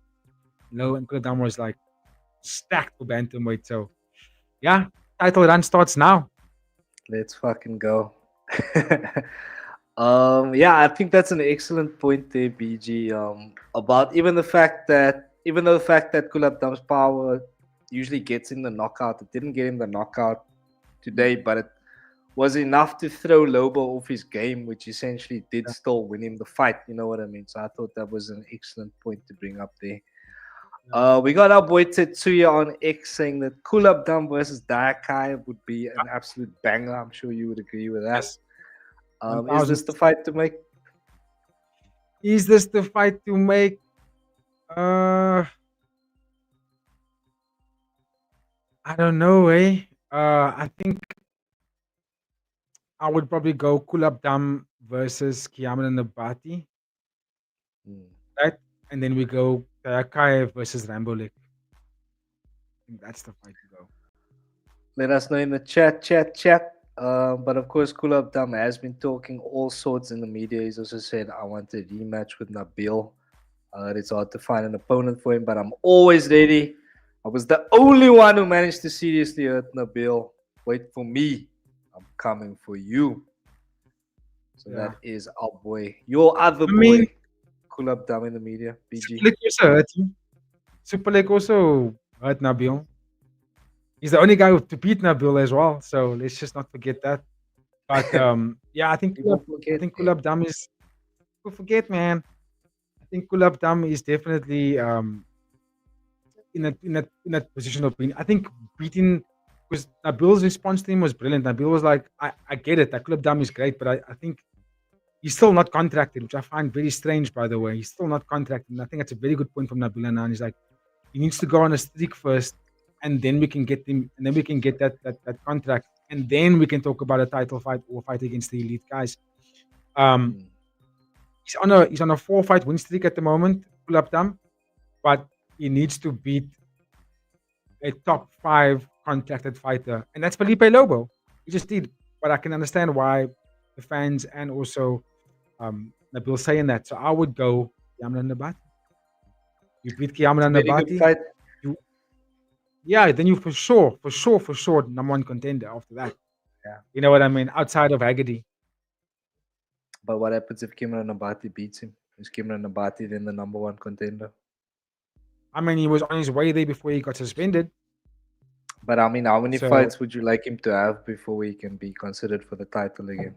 Nabati, at this the is. end, I would like to see him fight two fights coming back, like just two Mm. fights, especially fights that's gonna be top 5. Like don't give him a layup. That's not. There's no point in doing that.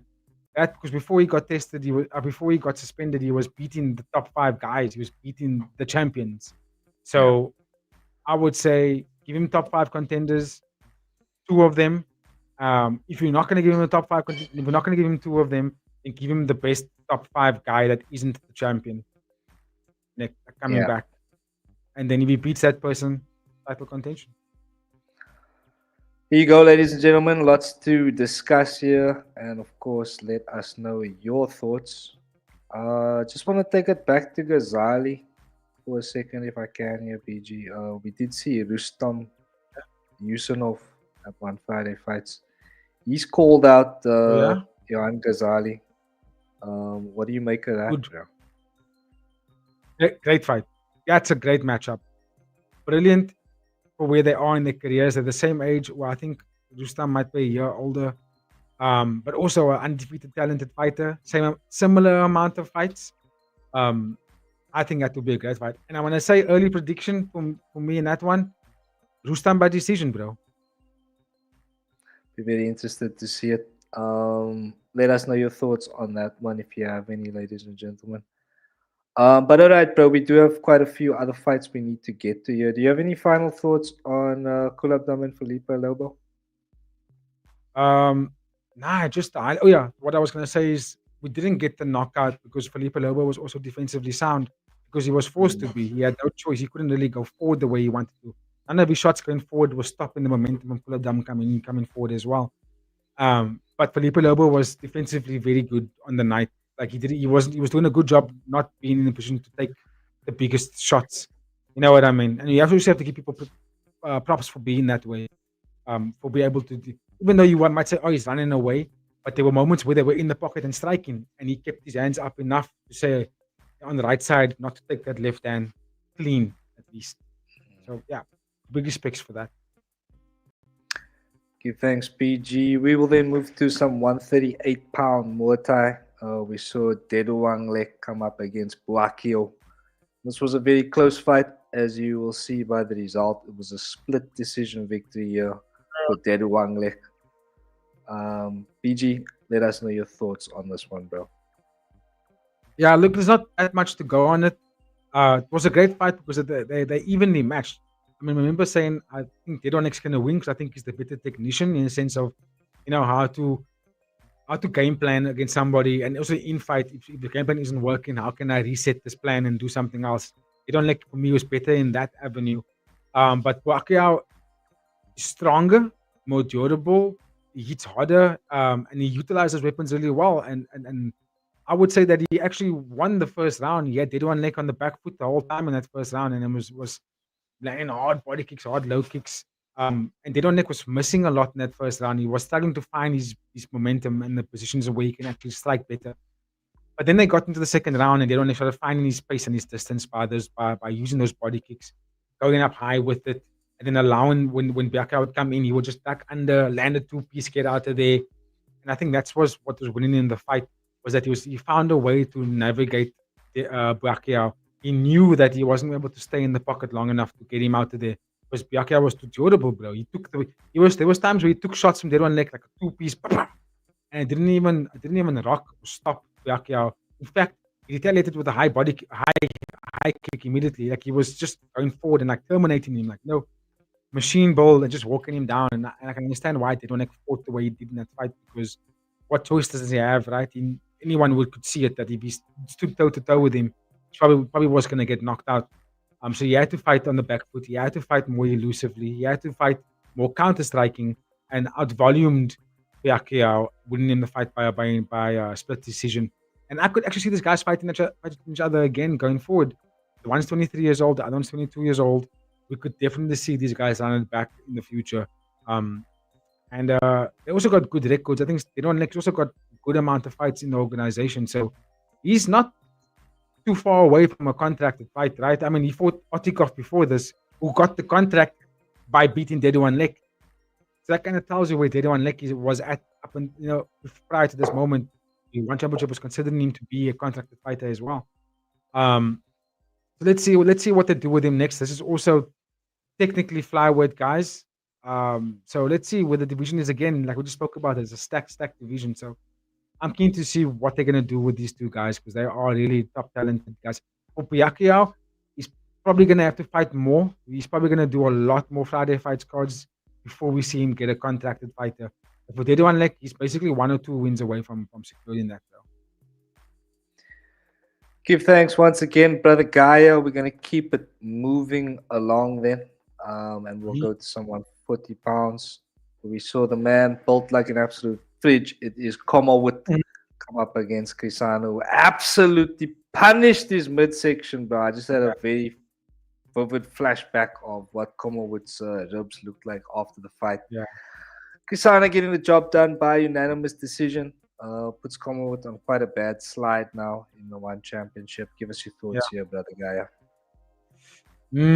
I think it was always going to be an uphill battle for him in this fight, 80. I like Kamawood. He's young, very young fighter still. Powerful punches, but I think the ball that he has is always going to make him come up second best as long as he stays in bantamweight. In flyweight. In my opinion, he should try and cut a little bit more and go down to strawweight. He might have a better chance there because then he's going to fight against guys that's his height.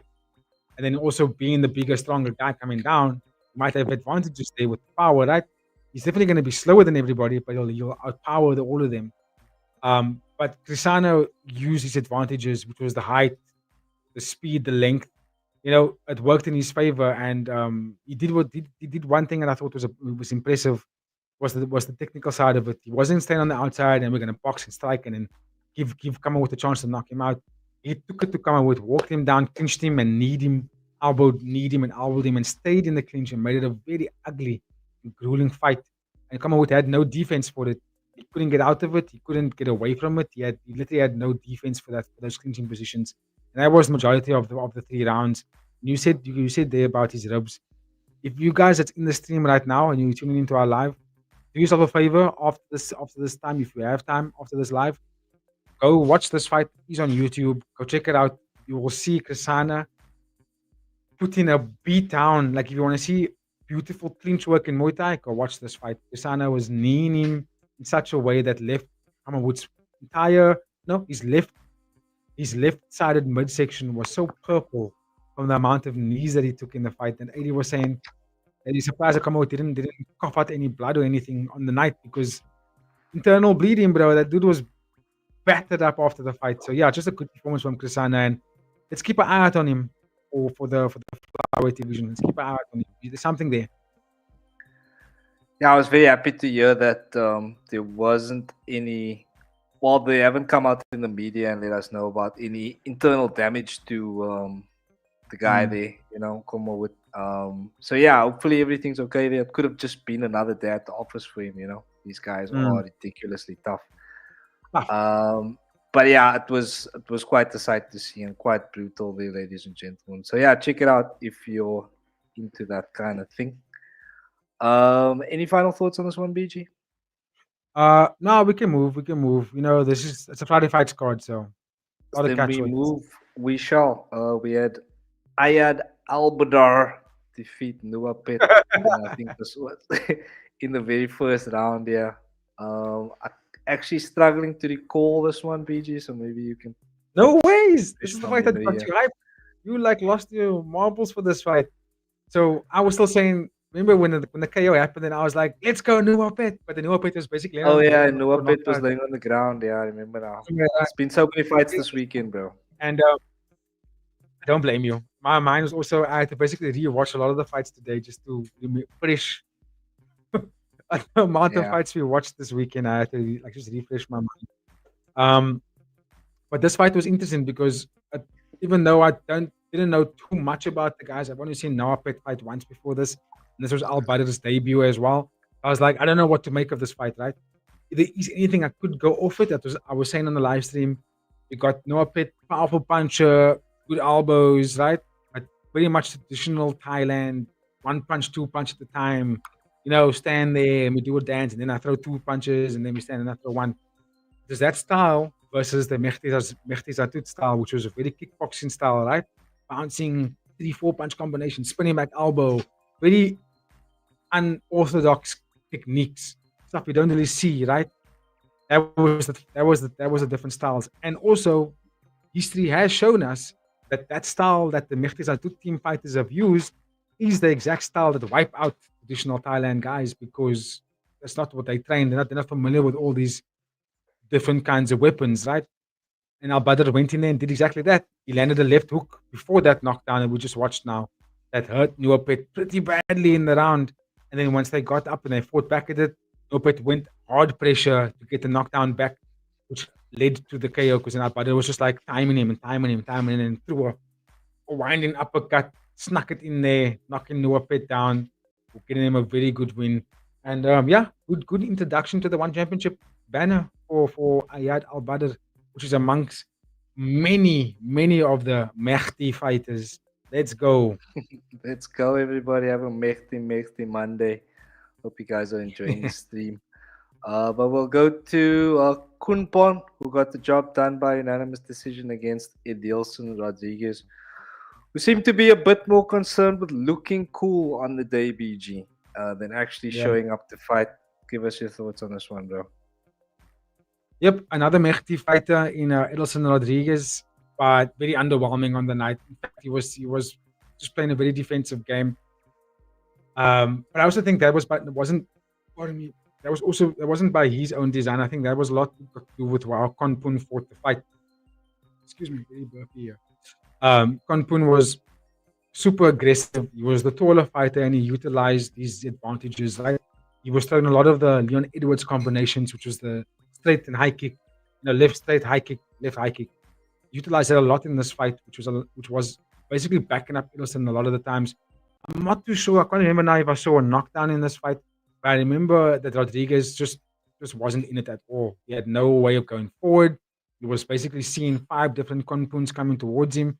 He fought a very scared-like fight. Even when he did try to sit down in his punches and box, Kunpun was too elusive. He was evade and came back at him with a left straight again. Just fought a very good fight. The young man is good. Kunpun is very good. He's gonna get better as he grows. Hopefully, he can work on that kill shot. Because in terms of like volume and fighting 3 rounds, I think he's a top talent there already. Something to watch because he didn't look tired at the end of the 3 rounds, and he was the one that was going forward. He was the one that was putting on a lot of strikes, a lot of volume strikes, a lot of kicks, and to still look that conditioned at the end of the fight impressed me a little bit in the sense of like, okay, I think there's something here to watch in this kid. Still very early. He only has 2 fights in the organization. Still very early. So hopefully, we get to see more of him going forward, and we can get to see a star coming out of him. For Edilson Rodriguez, I don't know if I want to see him fight again. Performance let me go in. We can get him out of here. He's fine. He can go fight in France. It's okay. That's just my Yeah, thoughts on him. maybe we'll see him at the next UFC Paris. Who knows? We'll get to that a little bit later. Just the main and co-main though. So if you want to stick around for that, you're more than welcome to, ladies and gentlemen. The return of Chabacao saw her win by unanimous decision in a rematch against Goose Jung. And yeah, Goose Jung, I remember us saying on stream she was not really wanting to fight, so there wasn't any way that we could really score the fight for her. Yep. Chabacao doing extremely well to close the distance. I think a lot of fighters on this card, actually, now that I'm remembering it, had trouble closing distance on taller fighters, and Chabacao just Yes. really showing them a fantastic example of how to do that. BG. Yeah, no, you basically summed up the fight because that was what the fight was for 3 rounds. Kushung was pretty much just being on the defensive, and actually for the large part of that fight, she was walking away. Like, she was just trying to get away. She wasn't trying to, when if you're choosing to go on the back foot, right, then you must be setting traps. Like the elite fighters are setting up traps when they're going backwards. They're not just going backwards by choice. They're going backwards because they seen their opponents being high pressure, but they're timing it. They're like, okay, cool, you're gonna pressure me. Okay, let's see. And they set up traps and then they fang you with something. Bushchung was going backwards, but going backwards to leave the ring. She wanted to go back down the catwalk and go back to the locker room. It looked like to me, because it's like, are you gonna fight back, bruh? Are you gonna go and attack? You're the one that lost the first fight, so you need to get the one back here. But you're not gonna get it back by running away. You know what I'm saying? You're not gonna get the fight back by trying to evade your opponent. And Chabakao did a fantastic job of walking down, stepping off to the left, because Kushang was going to her right a lot. So Chabakao was like, I'm going to step to my left.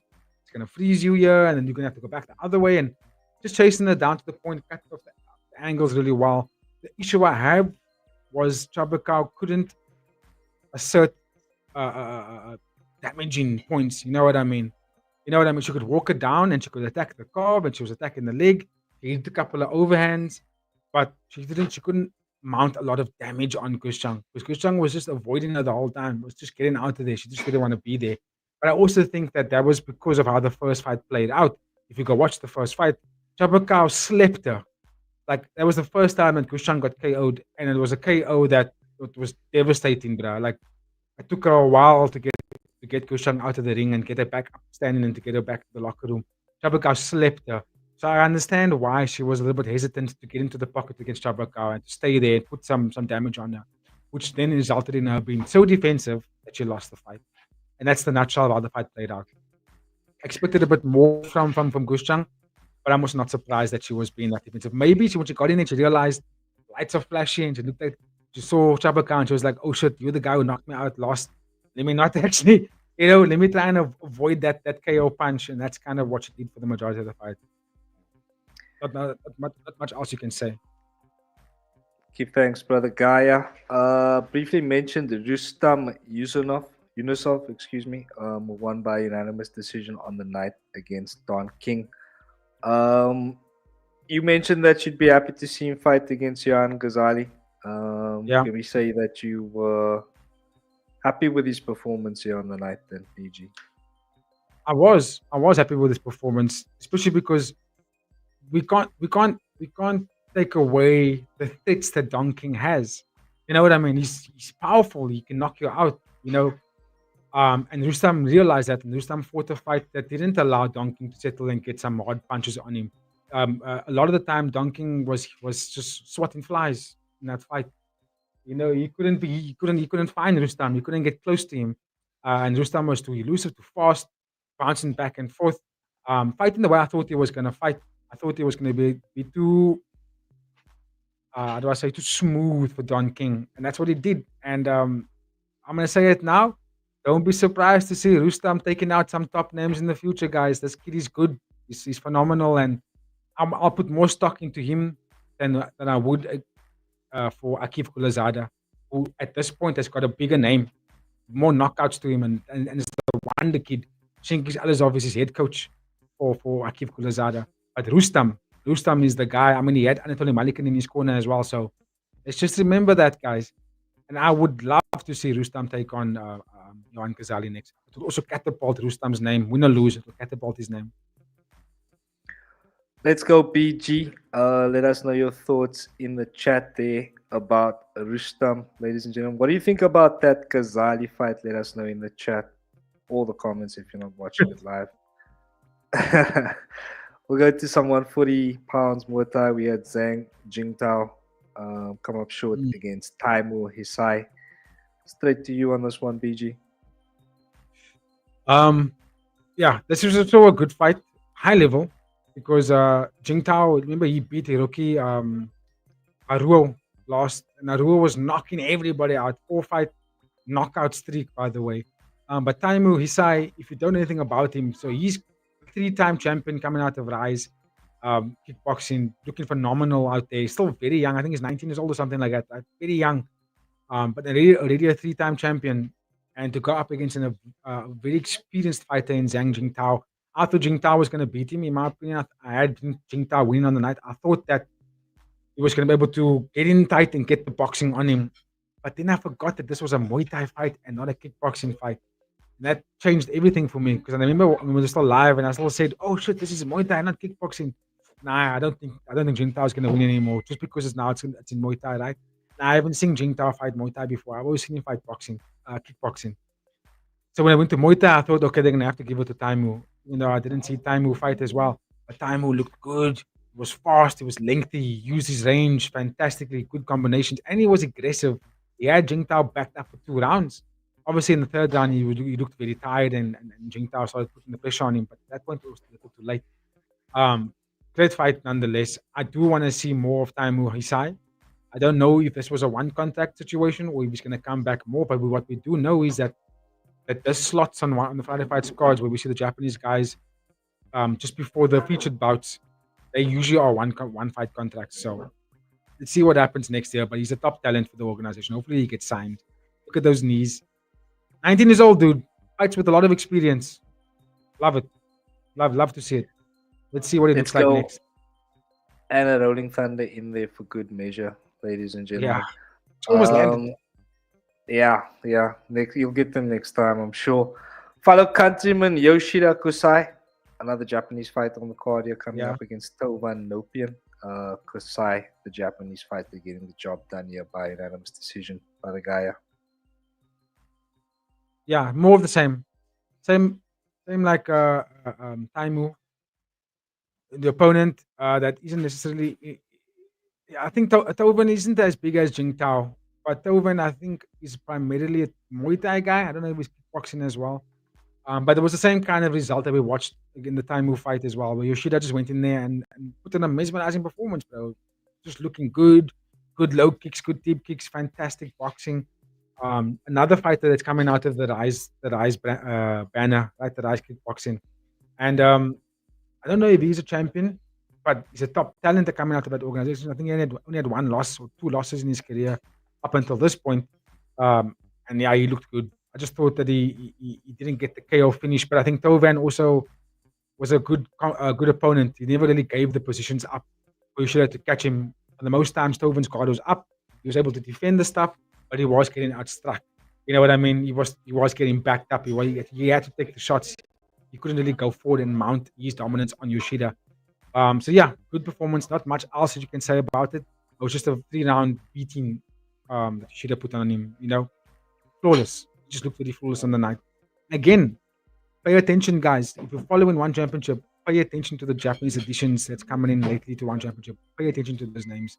They are going to be something to recognize going forward. You heard it here first, ladies and gentlemen. Yep, PG. Especially kickboxing. No worries, bro.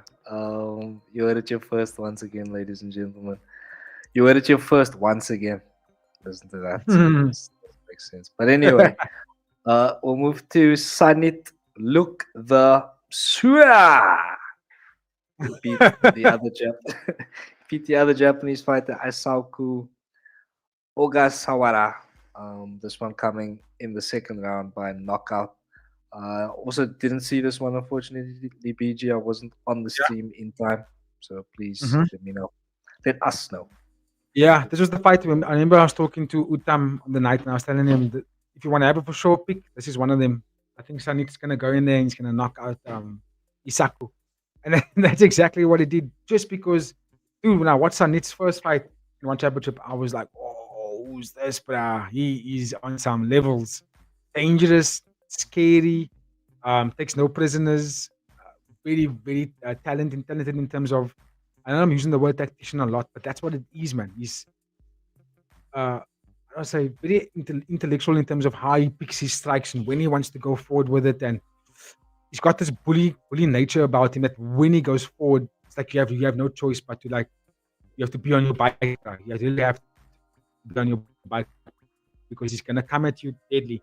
And I like the finish because Ogasawara was setting up good boxing combinations. He was kind of going forward and boxing, bro. He was landing some good stuff, and Sanit was taking it. And Sanit couldn't really get his boxing going the way he would like to. But then he just switched up and said, "Okay, you know what? I'm gonna elbow you, bro, in the pocket, even when they were on the outside as well. He just threw out elbows, elbow. He didn't throw out any boxing combinations, and it had Ogasawara in trouble. Dropped him twice before that last knockdown you see there. I mean, the jumping tomahawk elbow, he just bullied him. Yeah, so it was mad stuff that he was doing to him. But I always just felt that Osaku was going to come up second best in this fight. Even though Sako he's got a good name, if you watch his fight before, he's got some good knockouts, but it's knockouts where people are car crashing, but you can see it's almost like the last 10 seconds of a Max Holloway fight. That's how Isaku fights. You know what I mean? That's how he fights all the time. It's like he doesn't wait for 10 seconds. It's more of like, we're gonna just swing here. I'm gonna put high pressure on you. I'm gonna swing and create car crashes. But when you fight against someone that is technically sound, they're gonna fuck you up, bro. That's what we saw here. Sanito was like, I'm just gonna mess you up, bro. You're going too wild, and that kind of fight style is gonna tire you out. And that's what allowed Sanit to really catch him every time, because he was like, you giving me all the options to beat you here. So yeah, great performance for Sanit. Big fan of him. And I only watched him fight twice, and I was like, yo, nah, this guy is there's something here. He's 30 years old. Nah, let's give it. He might be the one guy that's gonna get skyrocketed. Like they're gonna give him a lot of fights and a lot of top names to kind of boost him as quickly as possible. Because when he walked out, last thing, when he walked out, right, the crowd was losing their shit. And this was the third fight from the bottom of the card. It's not even the main event on the prelims or the opening bout of the main card from bottom, and the fans lost their marbles from him. So that means he's already well supported by the Thai fans, right? So I want to actually look into him a little bit deeper to see what his record was outside of one championship. Maybe there's something there, because normally when the crowd gives that kind of response to a fighter, there's something to go in the research. So let's see what Sanit's all about. But he's a top talented fighter already, in my opinion. Give thanks, brother Gaia. Just a warning that we are picking up a little bit of background noise over there. The extras on set. Just need to keep it down a little bit. But all right, we'll go to some bantamweight MMA. We had Denis Andreev defeat Adelet Kalenderov by first round TKO. So yeah, once again, BG, not much I can say here. All over to you, bro. Oh yes, I think what I said was the big takeaway. I said was that Denis is the older and more experienced athlete, more durable, and Kalenderov is, I think he's only 17 years old or something like that, 17 or 18. So, and this was his first fight in a big lights organization like this, and he was getting beaten up. Right? This was a first round TKO, and Denis was just like bullying him, and I didn't like it because Denis is a 32-year-old man taking on a teenager. I don't feel like one championship should do this in the organization. Stop putting up, you know what I mean? Like, let's put on like young against young. Like the oldest for me that Kalenderov should be fighting against is like 25. You know what I mean? You shouldn't be going up against a 31-year-old that's got over 10, 12, 13 fights and super experienced. Like, no, man, it's a mismatch. It's an unnecessary matchup to make. And that was my biggest takeaway from the fight. It overshadowed the great performance from Andreev. Fair play, BG, fair play. And then we will move to our opening bout, which was Moises Lois Logon coming up against Linbo Bai. Moises getting it done by an unanimous decision here, BG. Some strawweight MMA. What you got for us, bro? Yeah, weird fight in terms of how they scored it. Because in my opinion, I actually would have given it to Linbo Bai. And I'll tell you why. The first round, he was getting pissed up by Moises. Moises, probably you would have said 10-8 that round. Beat him up from pillar to post from minute 1 till minute 5. Moises just slick handiwork. Good boxing, right? But tired himself out. Because at the end of that round, guess what? Linbo Bai took him down at the end of the first round. You ask yourself, how the hell did that happen? You got beat up, almost knocked out, and then you still got taken down, and you still came back and then took this brew down. Right? Moises got tired because he couldn't finish. He emptied out the gas tank, but he couldn't finish Linbo Bai. Got taken down in that first round. Round 2, Linbo Bai won that round in my opinion because he got the takedown and dominated 4.5 minutes of that second round. That's 95% of the round is gone to Linbo Bai. Ground and pound, good domination. Then got up at the end of that second round and then basically like let Moses back into the fight for the last like 45 seconds of the round. Third round, complete difference. 1-1 going into the third round. Moses cracks Linbo Bai.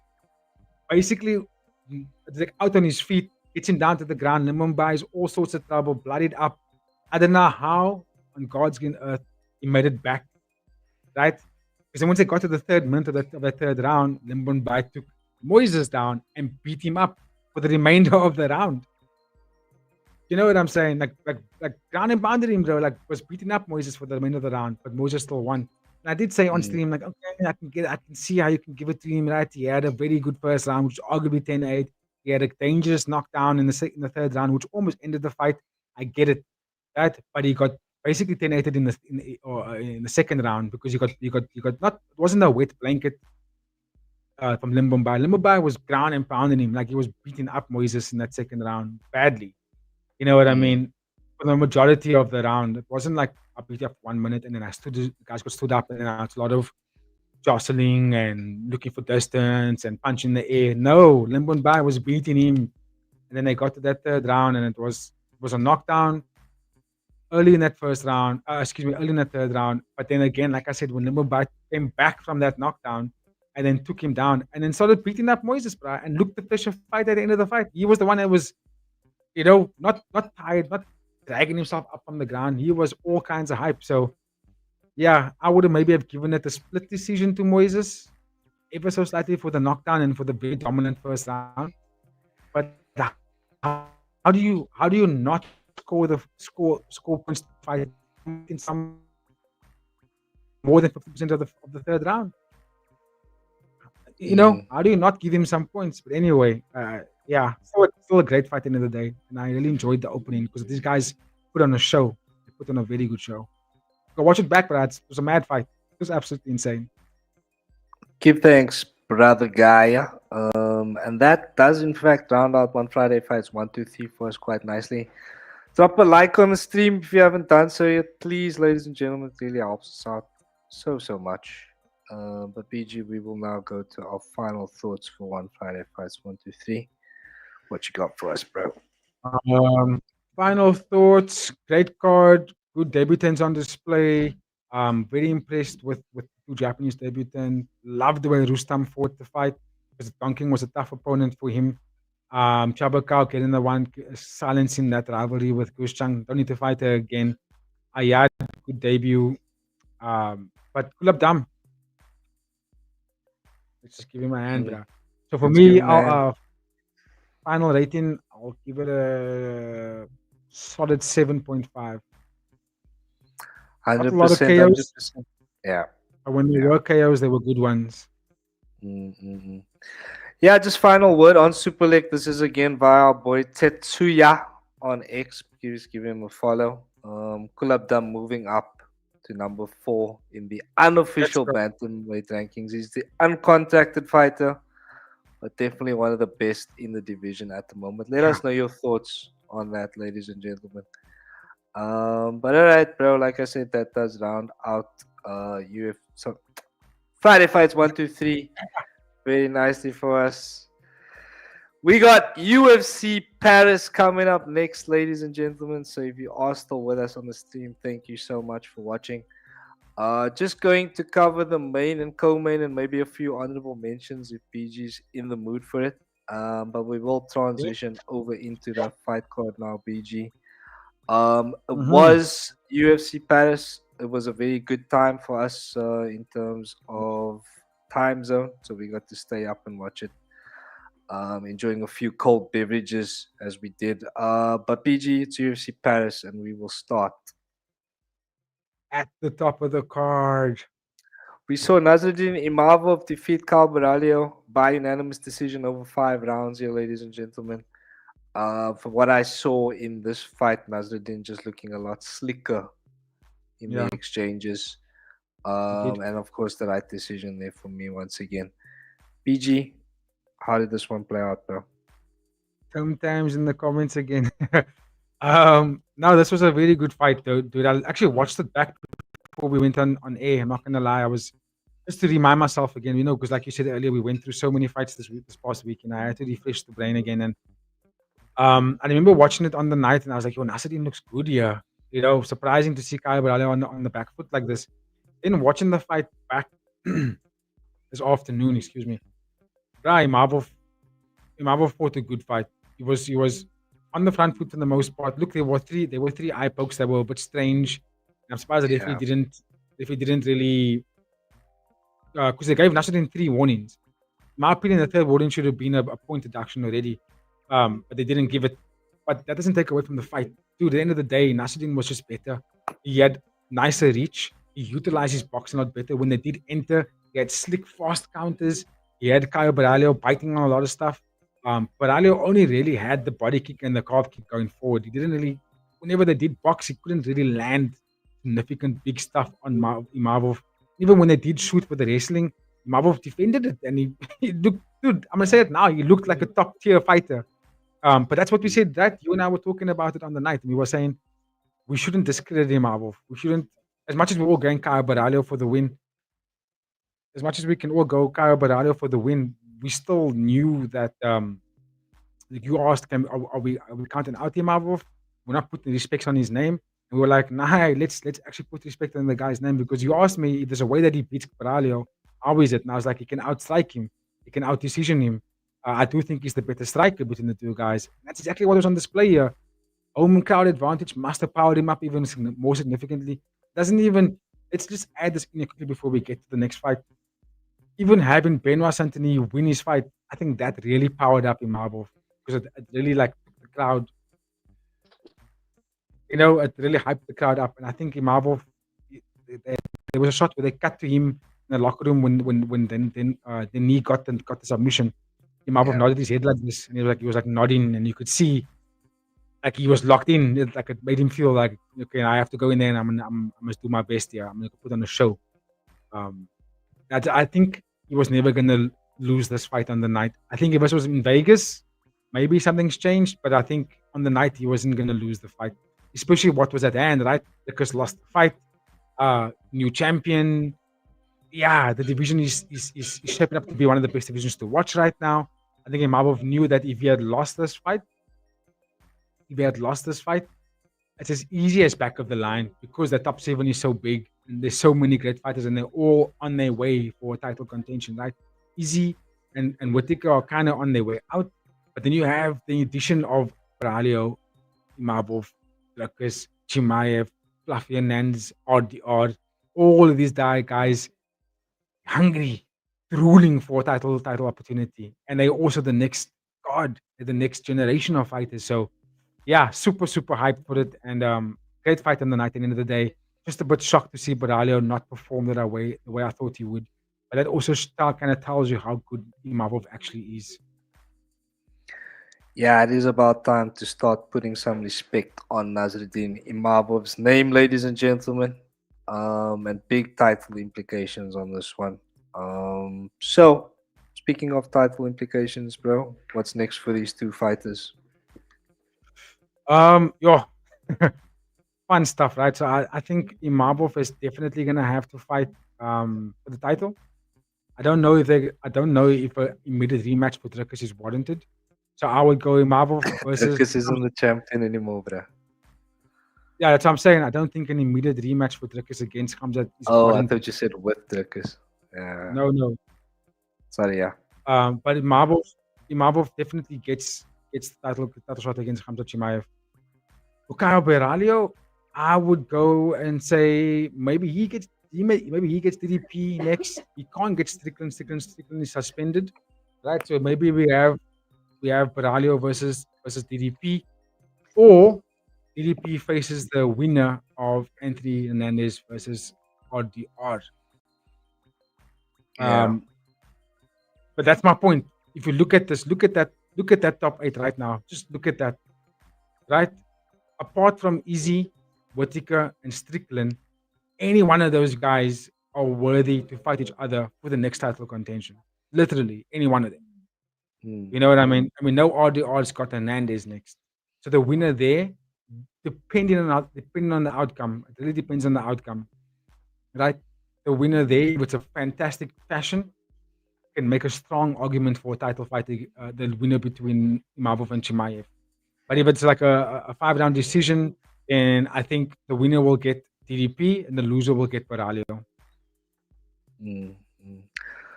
Let us know your thoughts in that chat, ladies and gentlemen.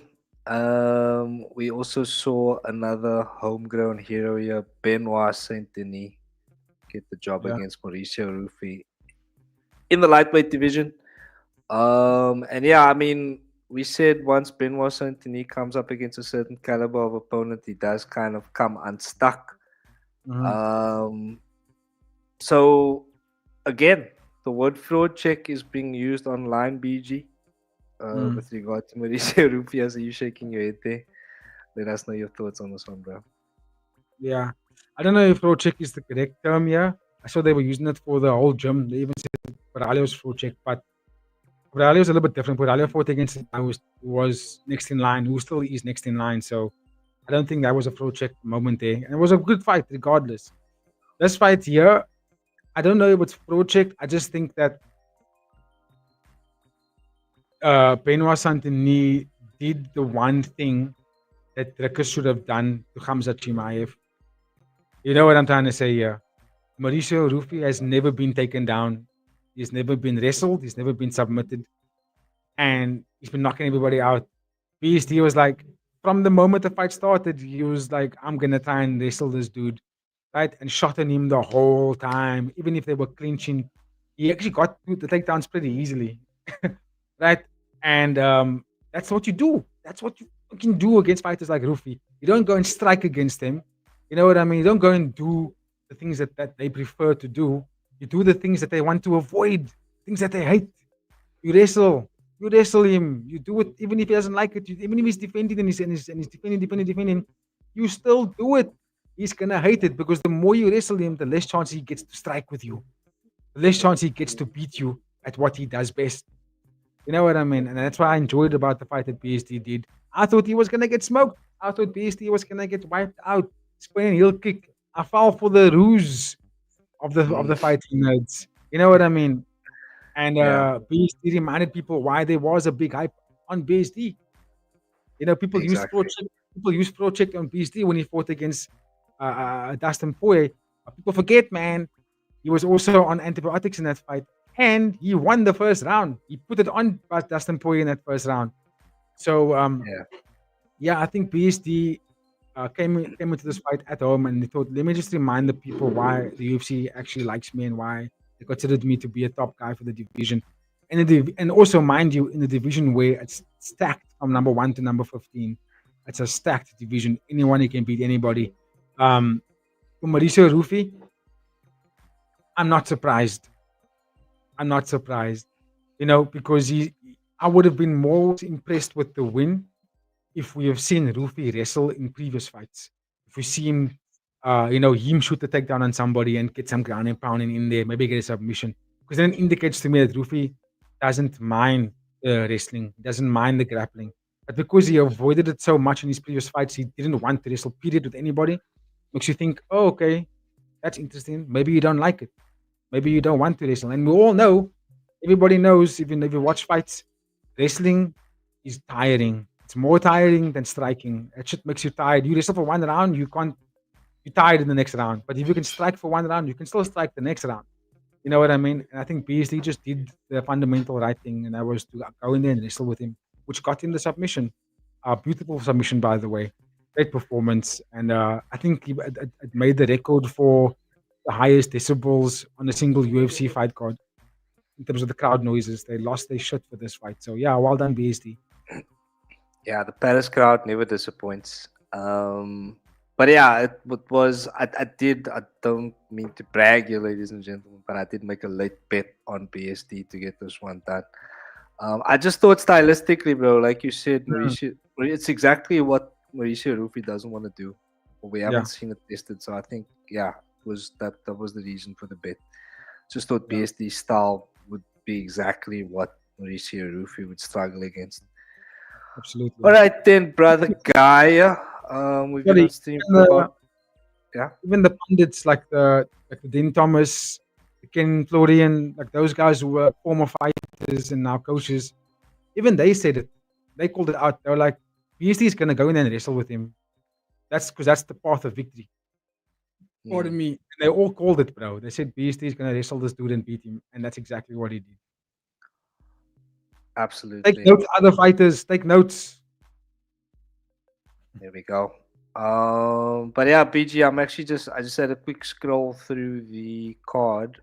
There's actually not anything that I want to talk about specifically. Yeah, me Um, neither. Other than the Paul Craig retirement, that's the other big oh, story. Paul Craig retired. Yeah, yeah. I didn't know that. What do you mean? We watched it together. Yeah, We but saw what happened. the sound wasn't on. We saw him put the gloves down. Oh yeah, I remember now. Yeah, Gloves. I mean that wasn't that significant to me, but okay. Shout out to Paul Craig. Yeah, but that I was the did way. put a Sorry, I you did did put a put the bet. bet on him for the last time. So paid my respects in that sense. But I'll be a lot wealthier now that Paul Craig has retired. I will say that much. Let's go. Do Yeah, you have any What? kind words for Paul Craig here, bro? Nah, I just wish him the best for the what's his nickname? The Bear and Juden. The What does he go Baden by? Juden, yeah. The Yeah, Beju. the Bear Jew. Yeah. Nah, I just thought on the night that Modescus was gonna get him out of there, and he did. But he put in some fun fights. He's still the only man to beat Ankalaev. Gotta give him props for that. But this fight was the fight where we were watching it so quietly, and then Modescus threw that elbow when Paul Craig pulled guard at the end. We could have survived the round. He Yeah. goes and pulls guard at the last couple of seconds, and then Modescus just throws that elbow in them, and that's when I was like, ah. And you were like, Oh what the yeah. hell, BG? Oh. Yeah, beautiful elbow, devastating stuff. It was just like it blew me away when I saw it. I was like, what the hell? But yeah, unlucky for Paul Craig. But anything else on the fight card? There wasn't much other than that there was a lot of freaking finishes on the fight card. I think there was like 9 finishes, which is tied with the most finishes on the UFC card in total. Absolutely amazing. Balaji Oki, the Zulu boy, it's South African. I'm disappointed in him. But I did think he was going to get beaten by Mason Jones. And yeah, well done to that. Otherwise, good card. Very, very fun card on the night. And if you ask me for a final rating, I'll probably give it a 7, just for the amount of finishes. Yeah, I think it's undeniable when you get performances like that. So yeah, I'll also go with a 7. The name value not so much. But fake main and co-main. So I think 7.5 because we had so many KOs, I would say, for me. Yeah. All right, BG, that is the end of the weekend recap. Any final thoughts you have regarding this weekend's fights? No, just a fun weekend of fights. It was a 3 cards, so triple XP weekend it was. Happy to see everybody on the live. It was really cool to see that. And yeah, just big thanks to everybody. It's becoming a FWF. Let's go. The FWFers, I like it. But yeah, ladies and gentlemen, if you have made it this far in the stream, please don't forget to like, share, and subscribe. Thank you if you are still watching with us. Thank you for everyone who tuned in the chat. Shout out to Tim Tams, Jedi Knight. Not sure if we had anyone else. Yeah, but looking forward to seeing. Look at Tim Tams still watching. Nice. Quack. I love for the love. Shout out to you, Tim Tams.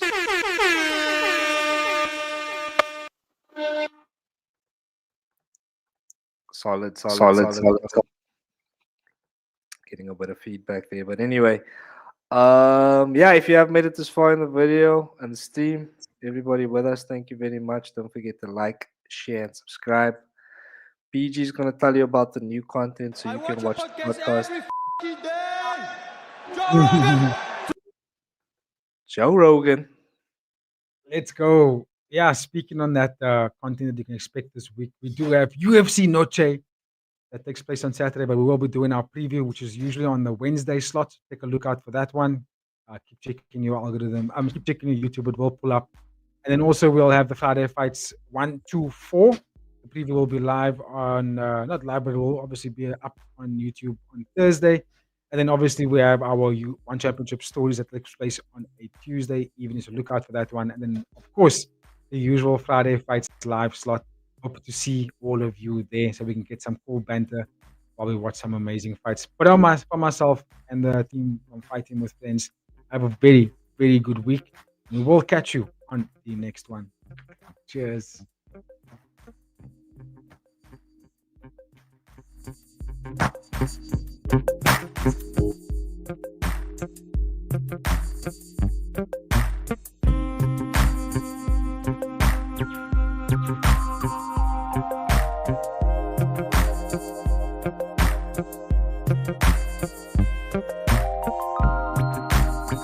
Nobody